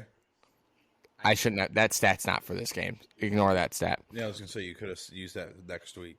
That's not for this game. That's for another game this week. Excuse that. Cut that. You want to just redo this one? Yeah. Okay. Moving on. So the Chicago Bears are heading to New Jersey and playing the New York Football Giants. In New Jersey. The Giants are 2.5-point favorites. Over-under sitting at a whopping 39.5.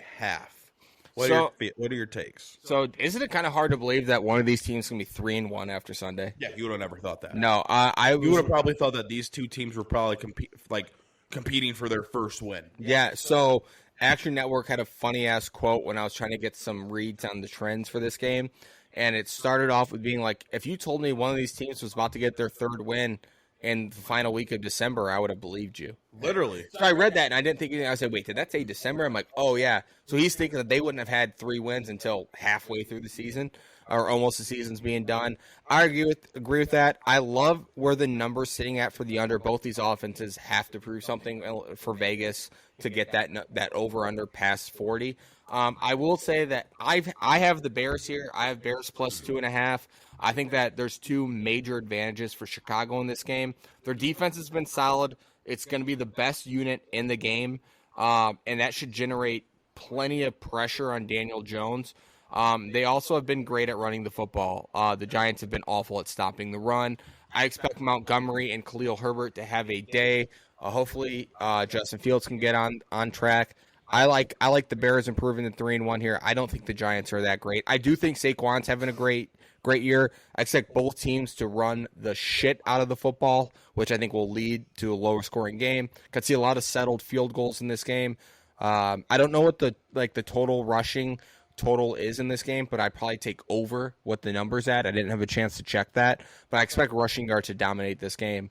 I like the Bears. I think you're on the opposite side, though. Yeah, I love the Giants -2.5, but I also do love the under. Yeah. So I am Ryan. You said you love the under too, right? Yeah, I'm taking the under. Yeah. So they got to prove. Both offense got to prove something. You Yep, know what I mean? Yep. So I am right. I don't think either team averages 20 points a game. I think they both average I think one averages 17, one averages 18 or something like that, or 18 and 19.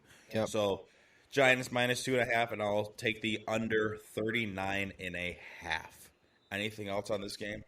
I would just say the only thing to look for is last week, backup running back for the Bears, Khalil Herbert, kind of surprised a lot of people. I think it was one of the top scoring fantasy running backs last week, hardly rostered. I did pick him up this week. Just some coaches, some teams will roll with a hot hand at running back. If a guy's hot, they just feed him. I think David Montgomery's a fine running back in the NFL. No problem with him. Just an eye on that two-back tandem for the Bears just might be a little bit much for the Giants to handle. Another game that I would say, if this was a game, if you had to pick this game and almost any other game on the schedule, you're probably picking the other game to watch. Yeah. You know what I mean? No, I agree with that. I do have one question for you, though, just because it is the North Division. Are you worried about Justin Fields yet? Or do you think he's just in a shit situation? I think he's in a shit situation. I mean, dude, he doesn't have any protection. He doesn't have don't back up. I don't think he has anyone to throw to. His running backs suck. I just think he got put into a hole. Yeah, they're a bottom 5 roster as far as talents wise is concerned. I don't know. I know that I say that and I'm like, well, why are you picking them? I don't know. I like the Bears in a scrappy one. Well, they're both shit teams. Yeah. Moving on, the Jacksonville Jaguars heading up to Philadelphia. Philadelphia playing the Philadelphia Eagles. That's where they play. That's correct. Yeah. Eagles -6.5, over under at 45.5. I think this could be the game of the week. I could see that. A lot. I mean, the Jags are playing really well. They have the league's number 1 run defense. An ex. Yeah, he won the Super Bowl. He won the Super Bowl there with Nick Foles, Big Dick Nick. This could be a little bit of a revenge game for him. I'm not saying the Jags are going to win, but I can see the Jags covering the 6.5. I'm going Jags plus 6.5, and I also love the over in this game. Well, you just copied me, so that's fine. But I know I didn't get a chance to speak first, but that's who I was going to So how are you going to say I copied you? I got my words out first, so you're just saying that because you want to copy me. It's because I'm reading down editing notes. I think so. The Jags have the number 1. You just copied me. I haven't even spoke yet. You had a chance to speak. You had your chance, and you didn't, and then I took over and gave my side, and now you're just going to follow my footsteps like you usually do. Dude. Are you good, dude? I mean, after going 1-9, 2 weeks ago, you just trying to ride with me, bitch? Are you saying my turnaround is because I'm following your lead? Yeah. That's patently false. Give your take on this game. So the Jags, to some surprise, the Jags have the number 1 run defense in the league this year so far. We know what the Eagles like to do. We know the Eagles like to get Jalen Hurts out of long 3rd and down situations. Hurts obviously going to use his legs. I think the difference in this game is Hurts being a mobile quarterback. You have to contain him. I expect them to spy him the whole fucking game. What killed the Lions, they had the receivers bottled up. It was that Hurts would break containment, and then you know how that works. When you got receivers 40 yards downfield, you got 15 to 20 yards to work with if you can break containment. Yep. If the Jags can contain Hurts, I could see the Jags win this game straight up. I'm not kidding. I think the Jags are not nearly as bad as people think. They got Trevor Lawrence playing like a potential MVP candidate in the future. Maybe not this year, but he looks very, very good. He looks really good this year. The Jags are the only team to rank top 5 in both offensive and defensive DVOA. For you stat nerds out there, you analytic nerds out there, Jags are a good football team. They're playing like a good football team. I love Jags plus 6.5, and I love the over in this game. I don't think Doug Peterson's going to be scared to pull some shit out in this game, especially against a team that fired him shortly after winning a Super Bowl. Eagles also riding really high. Everyone's calling them the darlings of the NFL, future Super Bowls, future Jalen Hurts, MVP. I think this is a week where the Jags prove something, but also the Eagles get humbled a little bit. Like I said, I like the Jags money line, but I'll definitely take the points. Regardless, I think the Eagles get humbled. If the Eagles do win, it'll be like a last-second field goal where they're like, holy shit, man, we almost lost to the Jags. Right. Yeah. So I think, I like that. Also love, like I said, the over 45.5. Yeah, I could easily see the Jags winning this game, but I'm not that confident. Especially on the road, that makes it a little bit more difficult. But I think the Jags have the mentality of we're not supposed to beat anybody. We're the Jaguars. And they're showing up and punching people in the mouth. That defense is legit. What a pass. That was a great pass. That may have been a dagger. Yep. That just probably sealed it. I mean, they got to hold him to a field goal here and go down and convert. If they hold him to a field goal, they'll be up 8. Yeah. Since he's up 20-15 with 2:50 left, and they're in the red zone now after a beautiful throw from Burrow to Jamar Chase down the sideline there. So if they get a field goal here, they go up 8. If they get a touchdown, game's over. Yeah, game's over at that point. So we're both going Jags plus 6.5 and the over 45.5. Yep. Copying me again. Wow. Even though you copied me the entire night, I never copy you. You ride with me. You just look at my show sheet. Real quick, notes. Yep. All right, guys, moving on to the next one. New York Jets heading to Pittsburgh to play the Pittsburgh Steelers. Steelers are 3.5-point favorites. The over-under at 41.5. Casey, what are your thoughts? Zach Wilson is back in this game, so who knows how the Jets are going to come out, how well they're Is that even an upgrade from Joe Flacco? I think so. I'm not out on Zach. I'm not out on Zach Wilson. I mean, Milfs, dude, man, I love football. You just don't know. Yeah. You just don't know about this guy. You don't know what he's going to bring to that table and what he's going to prove. You know what? I'm going Steelers at minus 3.5, and then I'm going to go under 41.5. So the Jets are an extremely pass-heavy team, and that kind of plays in the strength of Pittsburgh's defense. They have a great passing defense. Their secondary's played well all year. Steelers are 0-6 straight up without TJ Watt.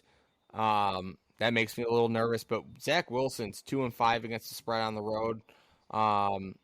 And that's what he was as a rookie. He hasn't played this year. So as a rookie, he was 2-5 against the spread on the road. And Pitt's no easy road trip. I like Steelers minus 3.5. Over under. Probably the under. Yeah. Under. Probably the under. Yeah. Even though I love betting overs, it's just tough. You just have to be realistic. I mean, Zach Wilson's gonna throw an interception in this game. Bengals win. Sorry. Yeah, I mean, probably. It's not over, but there's a minute 52 left, and they're going to go up, 13? Right. Some Nick Chubb situation could happen. Yeah. Yeah, he could ruin it. Literally, they scored. He should have just taken a knee. He scored with a minute 54 left. Yeah, but the Bengals do have a timeout, but I don't know. Dolphins probably get their first loss season. Bengals looking good, man. Back on track. Gonna prove your whole method wrong. They ain't making the playoffs. I like Pittsburgh minus 3.5. I'll take the under, like you said. I think Wilson's gonna be a little too turnover prone. With as much as the Jets like to pass the ball, I'll take Mike Tomlin in this one. Nice. Who do you think would win in a fight, Mike Tomlin or Robert Saleh? Saleh. Or Saleh. Robert Saleh. I think he will beat this. I think he could go toe-to-toe with Dan Campbell. Saleh? I think so. I don't know. Mike Tomlin looks like he might fuck. I think he could fuck someone up. I just think Saleh's a tougher man. Those are probably two of the top 3 guys you'd want on your side. Top 4. Vrabel. Okay, we'll say top 5 then. Top 5, yeah. I would say There's Vrabel's definitely in Vrabel, 3. Campbell, Saleh, Tomlin. Probably top 5 coaches you want on your side Yeah. to fight. The Buffalo Bills heading to Baltimore. Rate. Sorry, go ahead. So the Buffalo Bills are playing the Baltimore Ravens at Baltimore. Bills are 3. Excuse me. So let me restart that. Sorry. Buffalo Bills. The Buffalo Bills heading to Maryland and playing the Baltimore Ravens. Bills are 3-point favorites. Over/under sitting at 51. The under seems low to me. This does seem really low. I'm going to smash the over, and honestly, I'm going Ravens money line. I know it sounds crazy that like this Bills team is going to lose 2 in a row. That's pretty much what I'm saying right now. Is that what you're saying right now? Well, yeah, that's what I'm saying. The fucking Ravens are going to win, so Bills are going to lose 2 in a row. So teams coming off a road game in Miami are 57, 79, and 4 against the spread.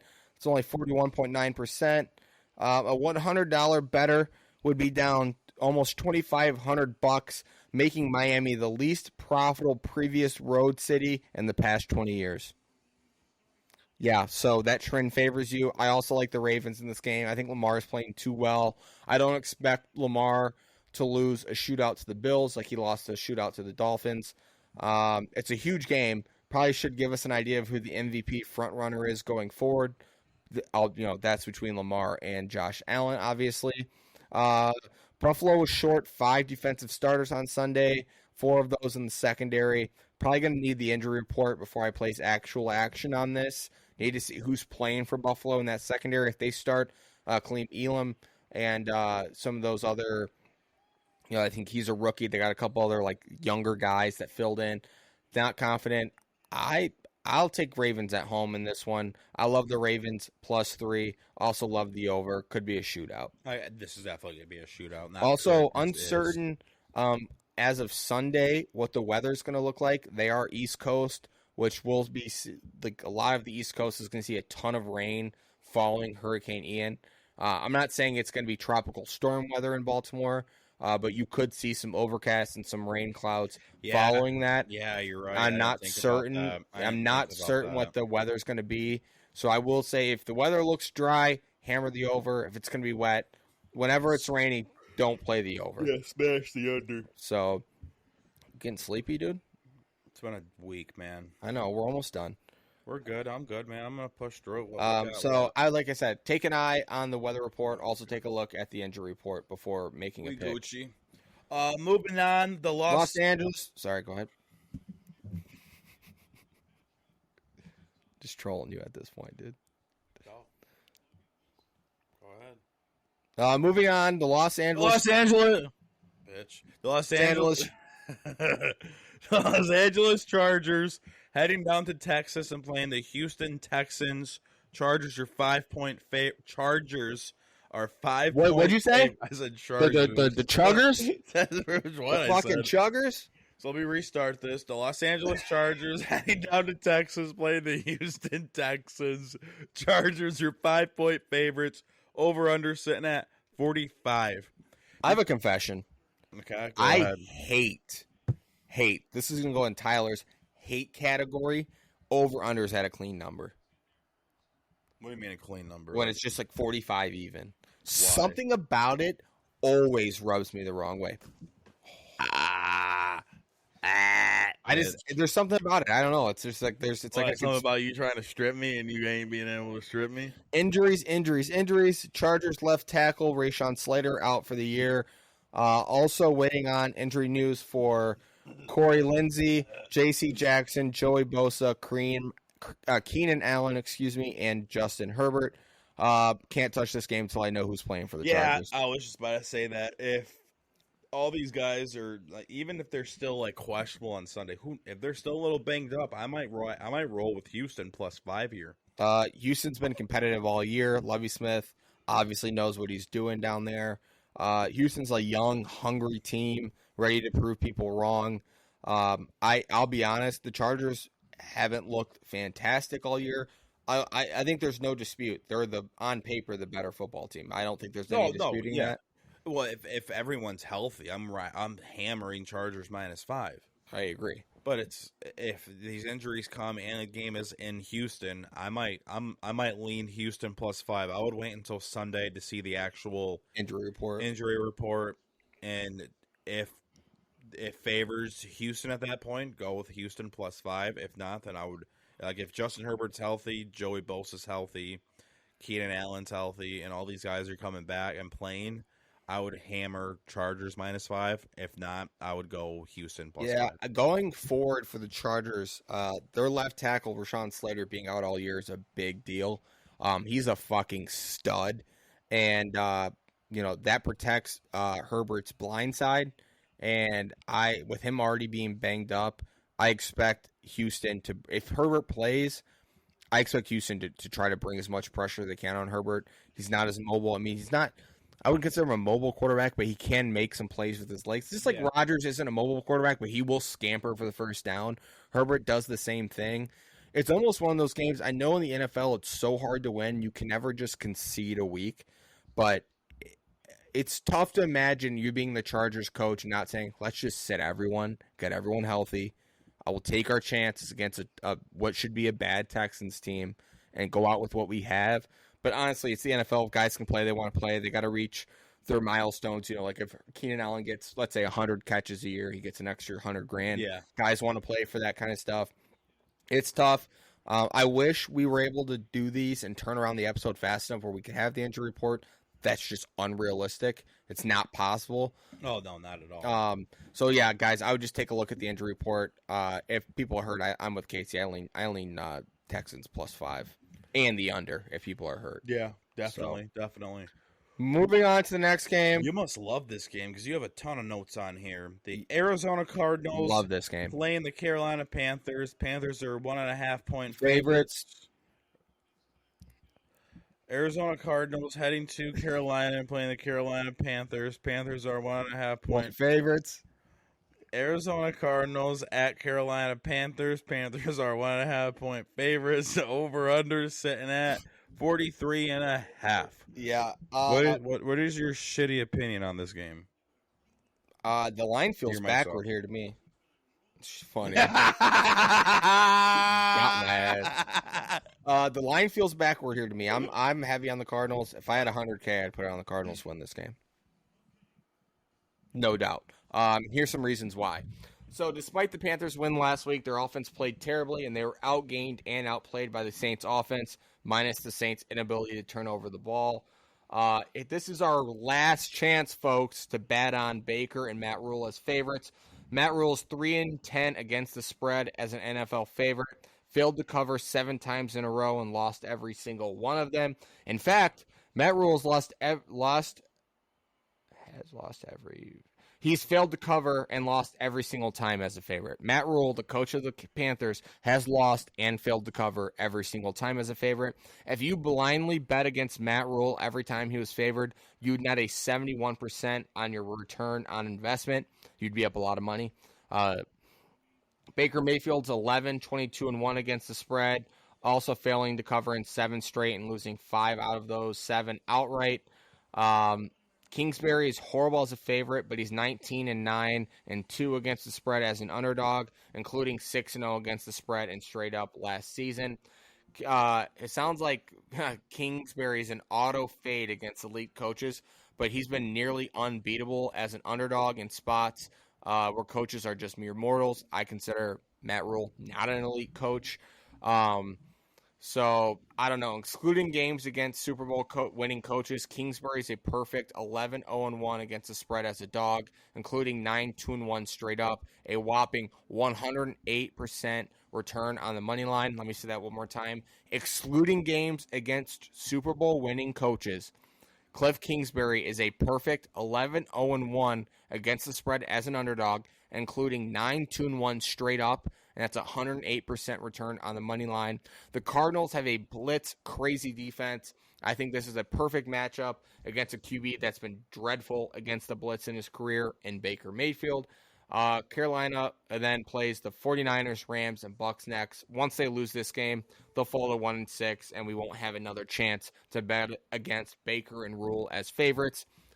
Bet against Baker and Rule as favorites this week. I love the Cardinals in this game. Don't know even why they're underdogs. Carolina hasn't proven anything. Their one win, they were outgained significantly against the Saints last week and somehow pulled it off. And I think that without the 3 or 4 turnovers the Saints had last week, the Saints win that game. So I love the Cardinals here. All the trends say hammer the Cardinals.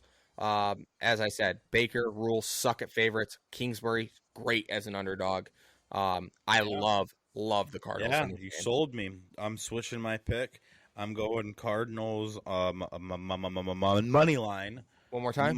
Going Cardinals money line. Love that. Love that. I love when I do research and Casey can think like a logical human being for once and go, that actually makes sense. Because a lot of times Casey's like, oh, fuck that. Fuck that. Fuck no, that. I pick from my heart. Research and heart. You got a big heart, dude. I do have a huge heart. But yeah, I love the Cardinals money line here. I'm glad that you decided to go that.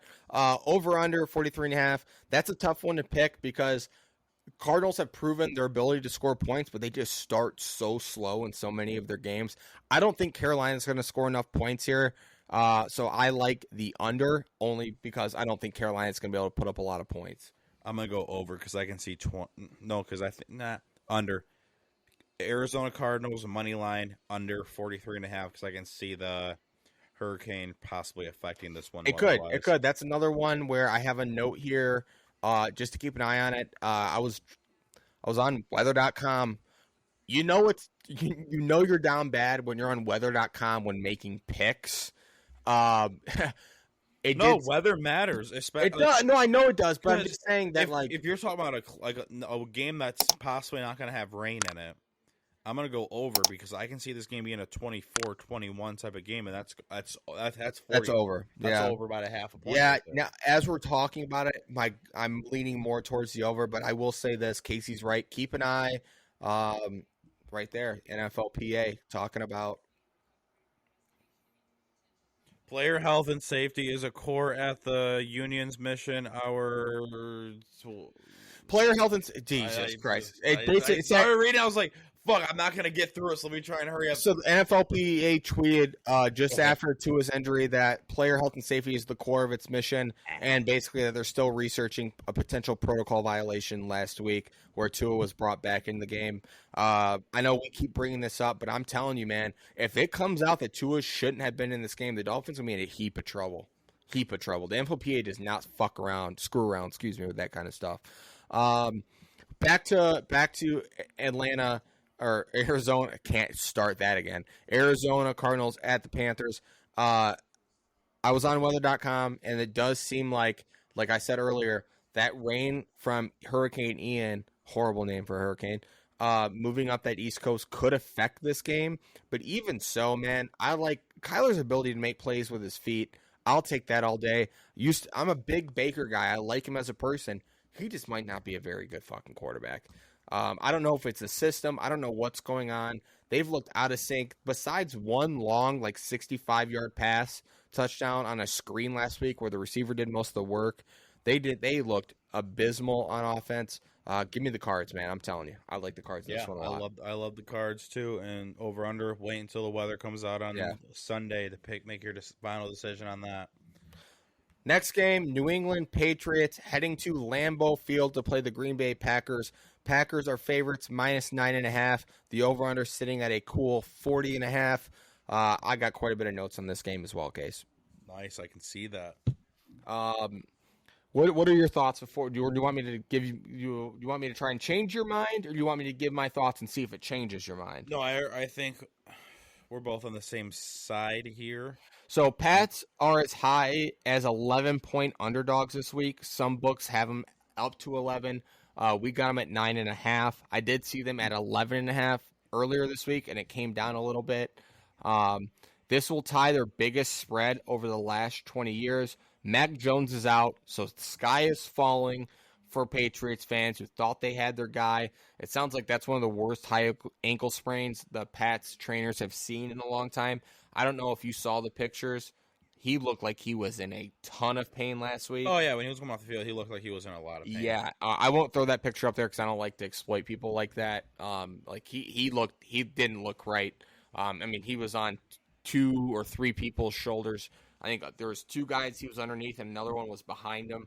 It looked like he was hurting. So he's out this week. The line started at Packers -6 and jumped to 8.5 by the end of the night. And on Monday, it moved all the way to 10.5 as a response to Jones's injury. Came back down to 9.5. Brian Hoyer steps in for Mac Jones. He's a steady veteran backup, in my opinion. And this is another Bill Belichick underdog spot. Before I get into all the Bill Belichick trends, let me hit you with this. Green Bay's run defense ranks dead last in DVOA, which sets up a perfect underdog script. I expect the Patriots to run the shit out of the ball, pounding it relentlessly with Ramondre Stevenson and Damian Harris, I think is their other guy. I expect Hoyer to hand the ball off over and over and over and over and over and over and over and over and over and over. And then here over and over and over and over and over and over and over and over and over and over and over and over and over. Yeah, I expect the Patriots to run the ball quite a bit. And here's some trends for you just going into the week, man. Belichick as an underdog, 30-17-2 against the spread. Belichick is more than a 6-point underdog, 6-2 against the spread, 3-5 straight up. Belichick as an underdog after a loss, 11-1 against the spread, 7-5 straight up. Hoyer as more than a 5-point underdog in his career, 8-3 against the spread. And underdogs as a group or just all underdogs with totals below 41 since 2018 are 9-3-1 against the spread. Road double-digit dogs before Week 11 since 2003 are a whopping 133, 99, and 6 against the spread. Packers are not that explosive on offense, and I don't know that they're going to have the chance to run away and hide in this game. I expect a low-scoring game with both teams playing slow, running the ball all game. I just feel like we've seen this game a million times from Belichick. Oh, no, yeah. And I am going with the Patriots plus 9.5. I think they're going to keep it close. Like you said, I think they're just going to try to run the ball down the Packers' throats. I also love the under in this game, so I'm going Patriots plus 9.5, under 40.5. Yeah, I'd take both of those. Thanks for riding with me again. I gave you all the things. I'm telling you, Thanks this just feels like a following me. If you just want to choose all my picks, I can just tell you, man. Shut the fuck up. Dude, dude, it's already 11:30. We just gotta get through this before I kill you. I'm trying, and you're just. I mean, you just want me to go through all my picks. No. Dude, I'm not worried about the time. It's fine. Jump on the bandwagon with me. I'm. Follow everything I do. It does feel like this is a game where Belichick's. I mean, I would not be surprised if the Pats won this game straight up. Because I feel like he's gonna take this personal. Yeah, this is the worst. Excuse me, worst spread in 20 years? Yep. Yeah. So I can see him just taking this a bit personal and proving a point, saying that like you'd never say that you're going to be a double-digit favorite, pretty much, because that's pretty much what they're saying right now. With it being at 9.5, is saying that they're going to win by double digits. So I love the Patriots plus 9.5 and the under in this one. You know what I also think is a wild stat from this game? Belichick as more than a 6-point dog is 6-2 against the spread, 3-5 straight up. That means he hasn't been more than a 6-point dog 8 times in his career. That's insane. That's fucking wild. That's insane. Yeah. So, moving on. Moving on, guys. The Denver Broncos playing the Las Vegas Raiders over in Las Vegas. Dude, stop doing that. You're just gonna make this go longer. The Denver Broncos playing the Las Vegas Raiders. Raiders are 2.5-point favorites. Over under sitting at 45.5. Trends love the Raiders as a winless team playing for its season. Home team in this rivalry had won 9 straight until the away team won two of the last 3. Denver has the better defense. It ranks top 3 in fewest points and points allowed. Under is probably the play here. I don't really have an opinion either way. I like the Raiders minus 2.5. just because their season's on the line. Yeah, I like the Raiders -2.5 and the under because I think the Broncos are frauds. I think they suck. I think Russell Wilson is washed.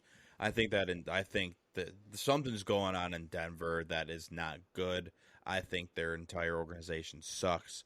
Fuck them. Whoa. Fuck them. Fuck Russell Wilson. Easy language. Sorry. Screw Russell Wilson. Screw the Denver Broncos. Raiders -2.5. Under 45.5. Do you think Bryson DeChambeau is this is a better way to put it. Russell Wilson is the football version of Bryson? Yes. Did you see that tweet? I didn't see the tweet, but yeah, I agree with that 100%. Dude, I couldn't agree more. Yep. I saw it got tweeted out, and I started to think about it, and I'm like, yeah, both superstars, both good at what they do, but it's so hard to like either one of the guys because they come off so phony. Did you and see the fake. video? Since you brought up Bryson, of like him doing that rope video? Where he was like video will be on screen, don't worry. Yeah. Went under the thing, got all happy. He had like 7 people there clapping for him. It's like, dude, I get you're leaning into it. This is 2 weeks removed. That you should have done that the day after. Yeah, like you literally should have done it the Monday after the tournament. Yeah, and been like you waited so long to do it that now it's just like You blew it. Yeah, it's over now. It's just as cringe now as it was when it happened. If you would have done it afterward, I'm like, that's funny. He realized that he looked like a jackass. But now it's this late. It's like, what? Someone in your marketing team was like, hey, this will be a good idea. Dude, it's too late. Like, no one cares. You look, I don't know. They're both phony you to look like me. an idiot now. Yeah. I think the under is the play here. Again, I'm a big believer still in the Raiders. If they win this team, I'm fucked for my Super Bowl prediction. Yeah. And according to your algorithm, I'm already fucked. Yeah, you're already fucked. Raiders are out of the Super Bowl. Yeah, or out of the playoffs. Out of the playoffs. Yeah. Out of the playoffs. Moving on. Unless you have anything else to say about this. No, you're good. Game. Yeah, there's not much to say, man. Both teams have been very underwhelming. The game sucks. That game's not going to be fun to watch. But the Kansas City Chiefs heading on to Florida and playing the Tampa Bay Buccaneers. The Chiefs are 0.5 point favorites, pretty much just a pick 'em. Over under sitting at 45.5. This is the Sunday night football game. Brady is 7-2 straight up and against the spread after a loss with the Bucks. So that must just mean he's 7-2 straight up. I don't know. I must have. No, it's to both. Still both. Oh, to both. Yeah, so he's 7-2 straight up and 7-2 against the spread after the loss with the Bucks. When Brady is listed as an underdog after a loss, he's 13-3 straight up and 15-1 against the spread in his career, and he's 10-0 against the spread in the last 20 years. Just tells you how long he's been playing. Not sure if this game's going to be moved or not. At the time of the show sheet, they weren't. Yeah, so at the time of the show sheet, they were going to move it to Minnesota, and then I heard today, or maybe yesterday, that it's not going to be moved. It will be played at Raymond J. Stadium in Tampa Bay, which is wild to me. But I guess Tampa did get the worst of it Wednesday, Thursday, and today. The whole Tampa Bay was drained. The hurricane sucked out all the water. Just want to give a shout-out to all my friends and what have become family at the Bilmar in Treasure Island, Florida. Joey from Bilmar. Talked to him yesterday. Sounds like they're good. They only lost power for a little bit. Plenty of food, water stocked up. Treasure Island didn't get hit. We're going to be able to go back to the Bilmar next year. Should be good. Tampa Bay's mayor was pretty worried about that. I mean, weather's scary, guys. Not to get on a sidetrack, but I just have a lot of friends down there and was a little concerned about them. But yeah, it sounds like it's going to be played there. Not sure what's up with the weather. It could still rain. I know that. Which I don't know if that matters here or not. Also, not sure who's playing for the Bucks. Not sure if Julio Jones is going to be back or if they're still going to be just rocking with Russell Gage and Cole Beasley. Oh, Mike Evans is back. Evans will be back. Offensive line issues still for the Bucks. This is a tough one, man. It feels again that this is some Brady bias with the spread. Same as last week heading into Pittsburgh. This is one of those things. I mean, just like the 2 games before this, the Belichick one. The trends lead towards Tampa. You never bet against Brady after a loss. I'm riding with the Bucks money line here. Over under, I would wait until we I got to know. know about the weather. Yeah, I have to know about the weather just because, like, if it's gonna rain, I'm going under. Who knows? I might go the over if it's gonna be a nice day. But until I know what the weather's actually gonna be, I'm not touching the over under. But I love the Bucks straight up in this game. I'm on the opposite side of you. I think the Chiefs win this one. Surprised. This this is one where I know the trends kind of favor Brady in this one. Not sure in year whatever it is, 20 something with Brady, 23 maybe. Not sure who he's gonna be throwing the ball to. I know he's got Evans back, but man, they're banged up over there. Kansas City coming off a tough loss against the Colts. I like Mahomes to rebound. I like the Chiefs money line. And again, wait for weather. If the weather's fine, take the over.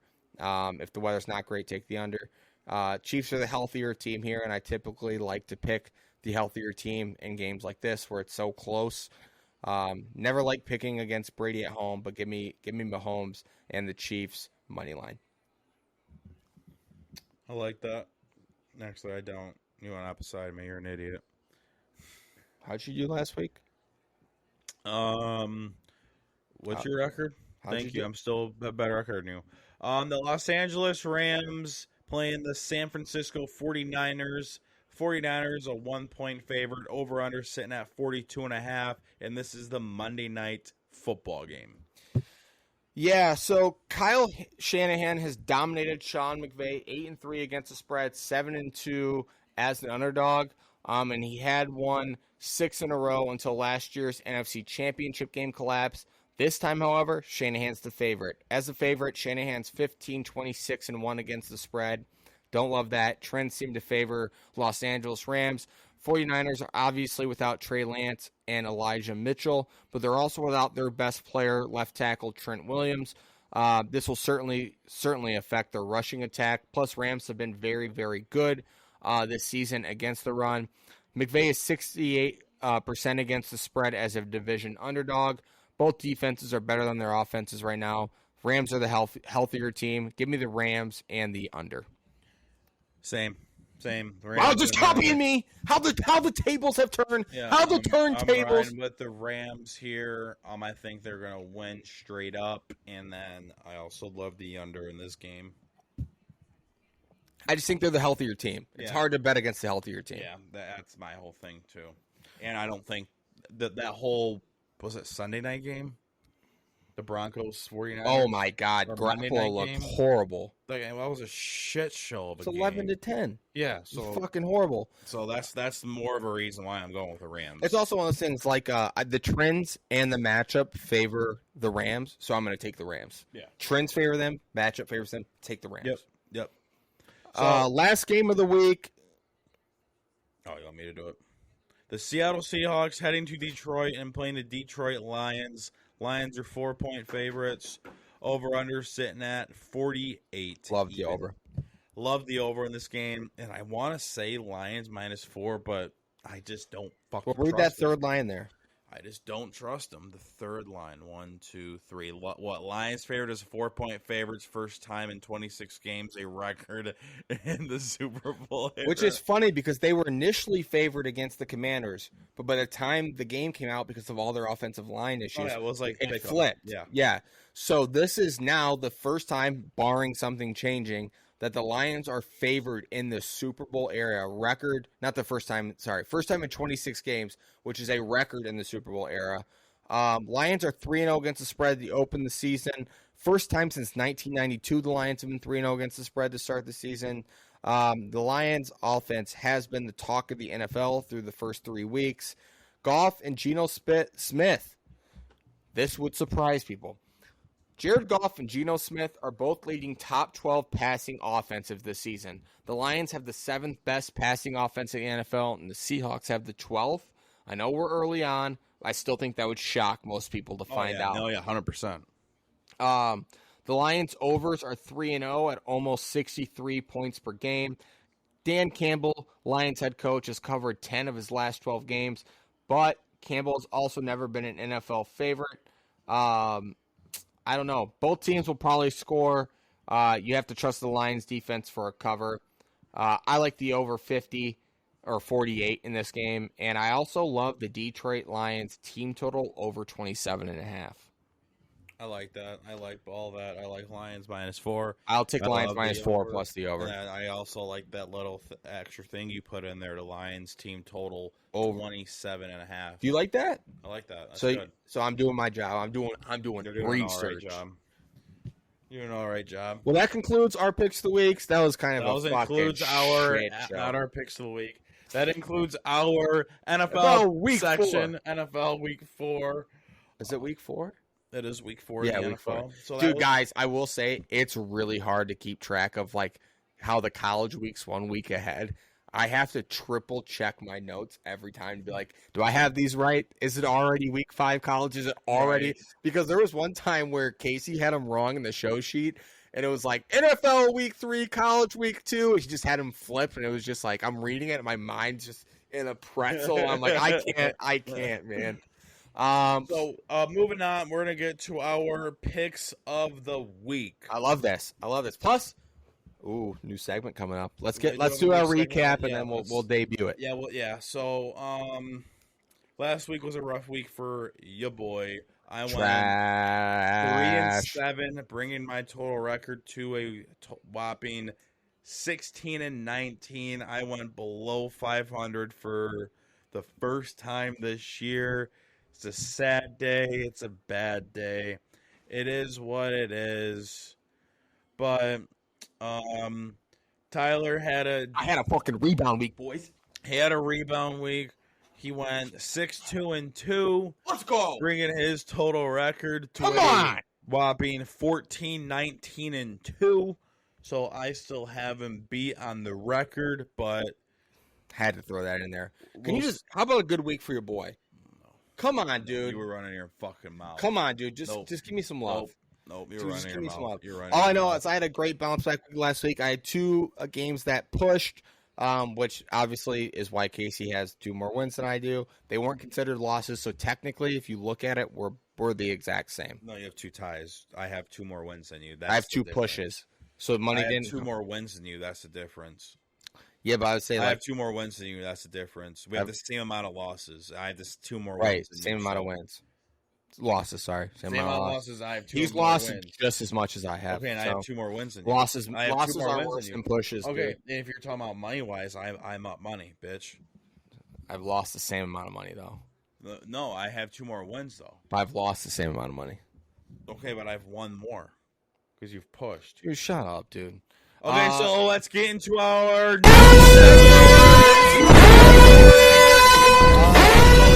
remember last episode how we picked, I don't have the thing with me, it's over there, we picked the team out of a, no, we're good, how we picked the team out of a bowl, and we said it was the Steelers, and it was the Steelers game, and that is what our new segment was going to be about. For you guys that haven't seen the video, let's play the video right now. You guys will enjoy it. So you want me to pick? Pick the team. Pick the team. All right, got one. Read it, Casey. Is the New York Jets heading to Pittsburgh and playing the Pittsburgh Steelers? Yep. The game so what this new segment is, we both have dogs. We have my dog Tucker, his dog Izzy, fat, and okay, she might take up the whole screen of the video. Are you good, dude? What you might have to do is put some eggs and bacon on there. Are you okay? Just get to the fucking new segment. You wanted to call my dog an idiot. Your dog knocked over a light and everything else. Hey, your dog. Just go. So, what they're gonna do is whatever game we pick on Tuesday, that is the game. NFL games. NFL games. That is the game that they're gonna pick from, and it's always gonna be straight up. We're not doing spreads. Nope. It will always be a money line. And the idea behind that is the spreads in the NFL are usually reasonable enough to where if one of them accidentally picks like an underdog, it's like in the NFL anything can happen. Yeah. College, if we accidentally picked Eastern, where they playing, it's too hard. Yeah, at that 20 point, points. It's like no way. And at that point, how are we going to pick the teams? Are we going to throw all 132 teams into the thing? Yeah. So we thought NFL was just easiest. NFL was the easiest thing. So the game that Tucker and Izzy are going to pick are the New York Jets heading to Pittsburgh and playing the Pittsburgh Steelers. You guys are going to see the videos right now. Get a treat. All right, come here, Izzy. Which one are you going to pick? Get one. Who do you think's gonna win? Jets or Steelers? Jets or Steelers? Well, that was quick. We're going with the Steelers. So hopefully our dogs were right We'll see. with this one. We'll see what happens. We'll talk about it in the recap episode on what the dogs did, and we'll also bring it back up when we get to the Tucker and Izzy's pick of the week section next week. Yeah, I love that. It should be a fun one. I think it's a little fucked up that we're doing this after Casey called my dog fat, because in order to do this, she inevitably just gets a treat. So she She's gains. not fat. If She's she just gains, fluffy. she's a little thick. If She's she, a good girl though. She is. What we're gonna do is we'll keep track of their picks throughout the week and keep you guys posted throughout the year of how our dogs do. We just thought it'd be a fun little segment. Everyone loves dogs. We love our dogs, as you can see. We both have head I got a covers. little Tucker right here. Yep, got head covers that represent our dogs. Hopefully it's gonna be funny. Kate, I know who Tucker picked. I haven't done Izzy's yet, so we can't get into who they picked. Yeah, that's why we haven't we didn't say so this is Hopefully next week I can do it before we record. I wanted to wait to see how Casey did his, so I could do mine the same way, just for video purposes. My goal is you'll be able to see both videos at once and time it up right, so they both kind of walk up. Hopefully, I hope that they end up being on the wrong side of one, early, so we can be whoever dogs wins. My dog knows NFL, but my dog can talk ball better than yours.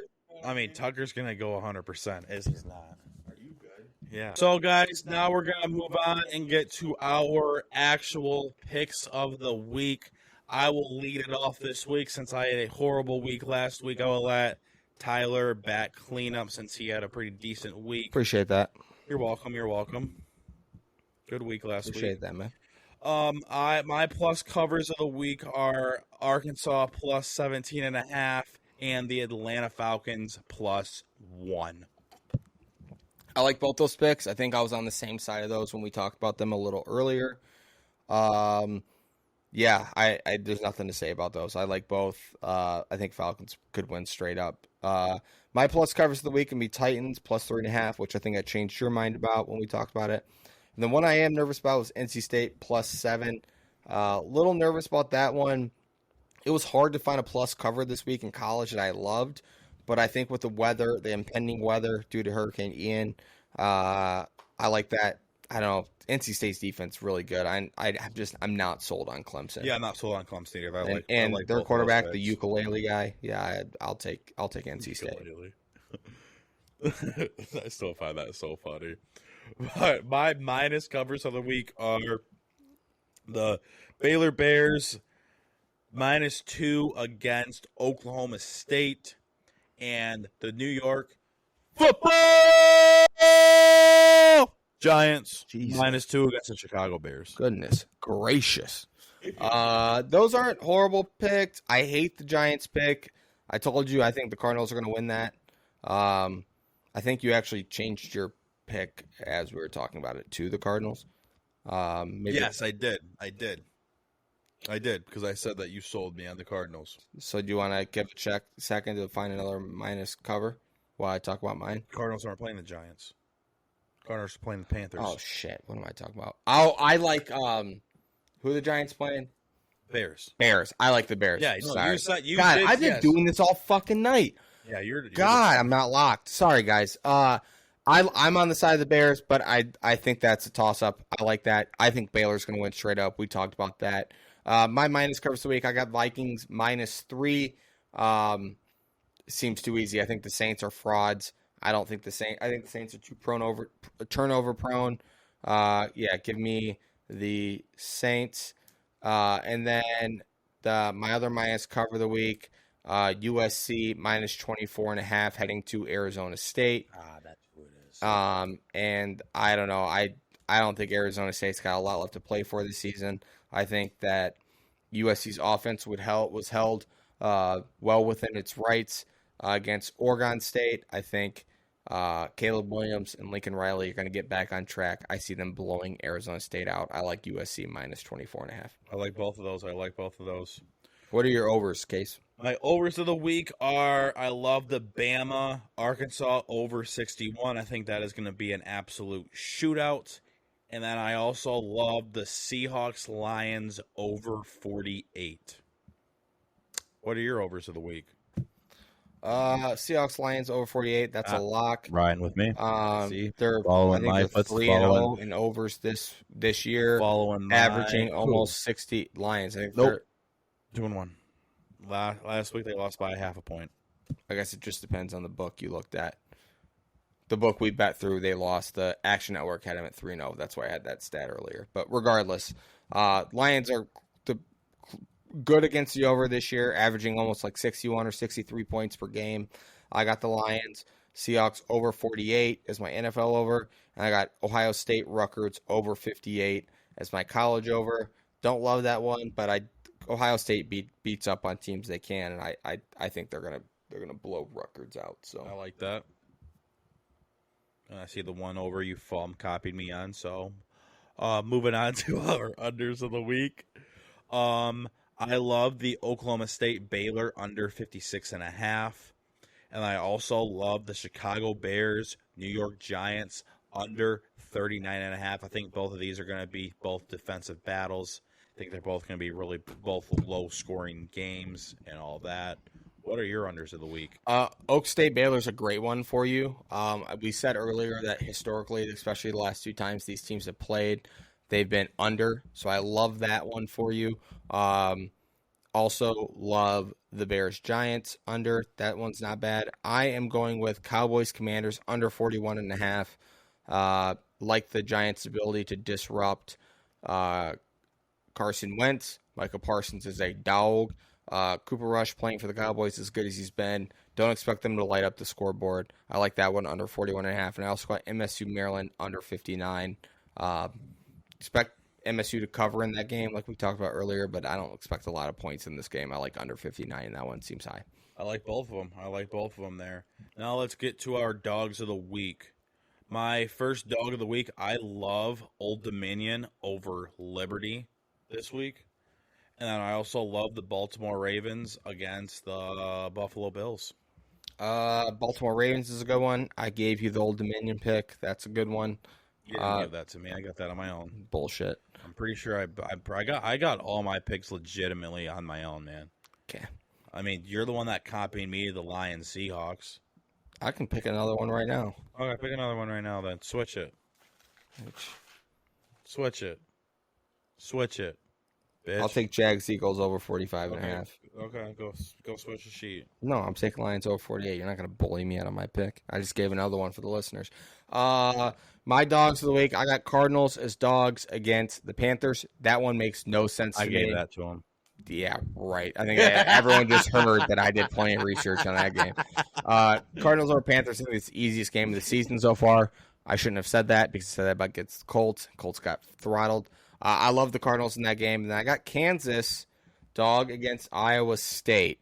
I got them money line. Do you know off the top of your head? I thought, is Kansas at home? Kansas is at home. Yeah, Kansas at home against Iowa State. Love Kansas. They've been playing well. Iowa State hasn't shown a lot. Kansas is riding high. Expect them to keep riding high. Kansas can score the football. So I like Kansas as my dog of the week there. So you want to run back through them, or do you think that's not necessary? Let's run back through them and just run. I would say you run back through all yours, then I'll go through all mine. Yeah, so my 2+ covers of the week, I got Titans plus 3.5, NC State plus 7. I got Vikings -3, USC minus 24.5, Lions Seahawks over 48, Ohio State Rutgers over 58, Cowboys Commanders under 41.5, Michigan State Maryland under 59, Cardinals money line, Kansas money line. I like most of those. Shut the fuck up. I'm gonna run back through. Damn it! I was trying to catch him again. Yeah, and you were the one, like, when I was trying to say the teams, when I was like Chargers, you were saying the Chargers at the same time. We could have cut 15 minutes off if you didn't do that stupid shit. But my plus covers of the week are Arkansas plus 17.5 and the Atlanta Falcons plus 1. My minus covers of the week are the Baylor Bears -2 and the New York Football Giants -2.5. I love the Bama Arkansas over 61, the Lions Seahawks over 48. I also love Oklahoma State Baylor under 56, the Bears Giants under 39.5, Old Dominion money line, and Ravens money line as my dogs of the week. Love that. Yep, those are good picks. So now let's get into our picks of the week parlay. Just let everyone know this hit last week. Yes, So, let's go. We got money to play with. got money to fucking play with now. So our picks of the week parlay this week are Vikings -3, Cardinals money line, Oklahoma State Baylor under 56.5, Ravens money line. Odds are at plus 1,635. $10 wins you $173.49. I will say that's easy money right there. Those are four locks right there. Oh shit, dude! It's time. It's time. So now we're gonna get into our Casey and Tyler 12-leg get rich or die trying parlay. Let's do it. Now cue the music. I love Here comes the money. Now, like, Here we go. Money Mine talk. are, I love BYU money line. And so this is the part of the show where we give our 12-leg get Hoping to be rich better this or week. die trying parlay. Hopefully we do a lot better this We just week. need a Last chance, week was man. a bad week. We haven't even had a chance. No, we haven't. It's like been shot down by the second slate of games on Saturday, so it hasn't been fun. We have never went into Sunday thinking that we were gonna. We have a need to get chance. into Sunday this week. We do need to get into Sunday this week. I have a feeling that we are. I like that. I'm confident with this. All right, one. run through all 12 for So the I'm going to run listeners. through all 12 picks. We have Michigan money line, Arkansas -17.5, Kentucky +7, Kansas money line, Florida State money line, Texas Tech +8.5, Falcons money line, Raiders money line, Rams money line, Steelers money line, Cowboys money line, and Lions money line. Odds are at plus 60,776. $10 wins you $6,087.64. Ride with us, die with us, get rich or die trying. Love that. Good shit. Way to run through that. That was electric. Thank you. All right, boys, fellas, girls. I mean, there's like 1% of female listeners. We appreciate you. But that concludes episode 9 of the Casey and Tyler show. Excuse me. Great app. It's late. Let's just call it. Let's just call it. We love you guys. Remember See you to next like, week. comment, and subscribe. We love you. Appreciate it.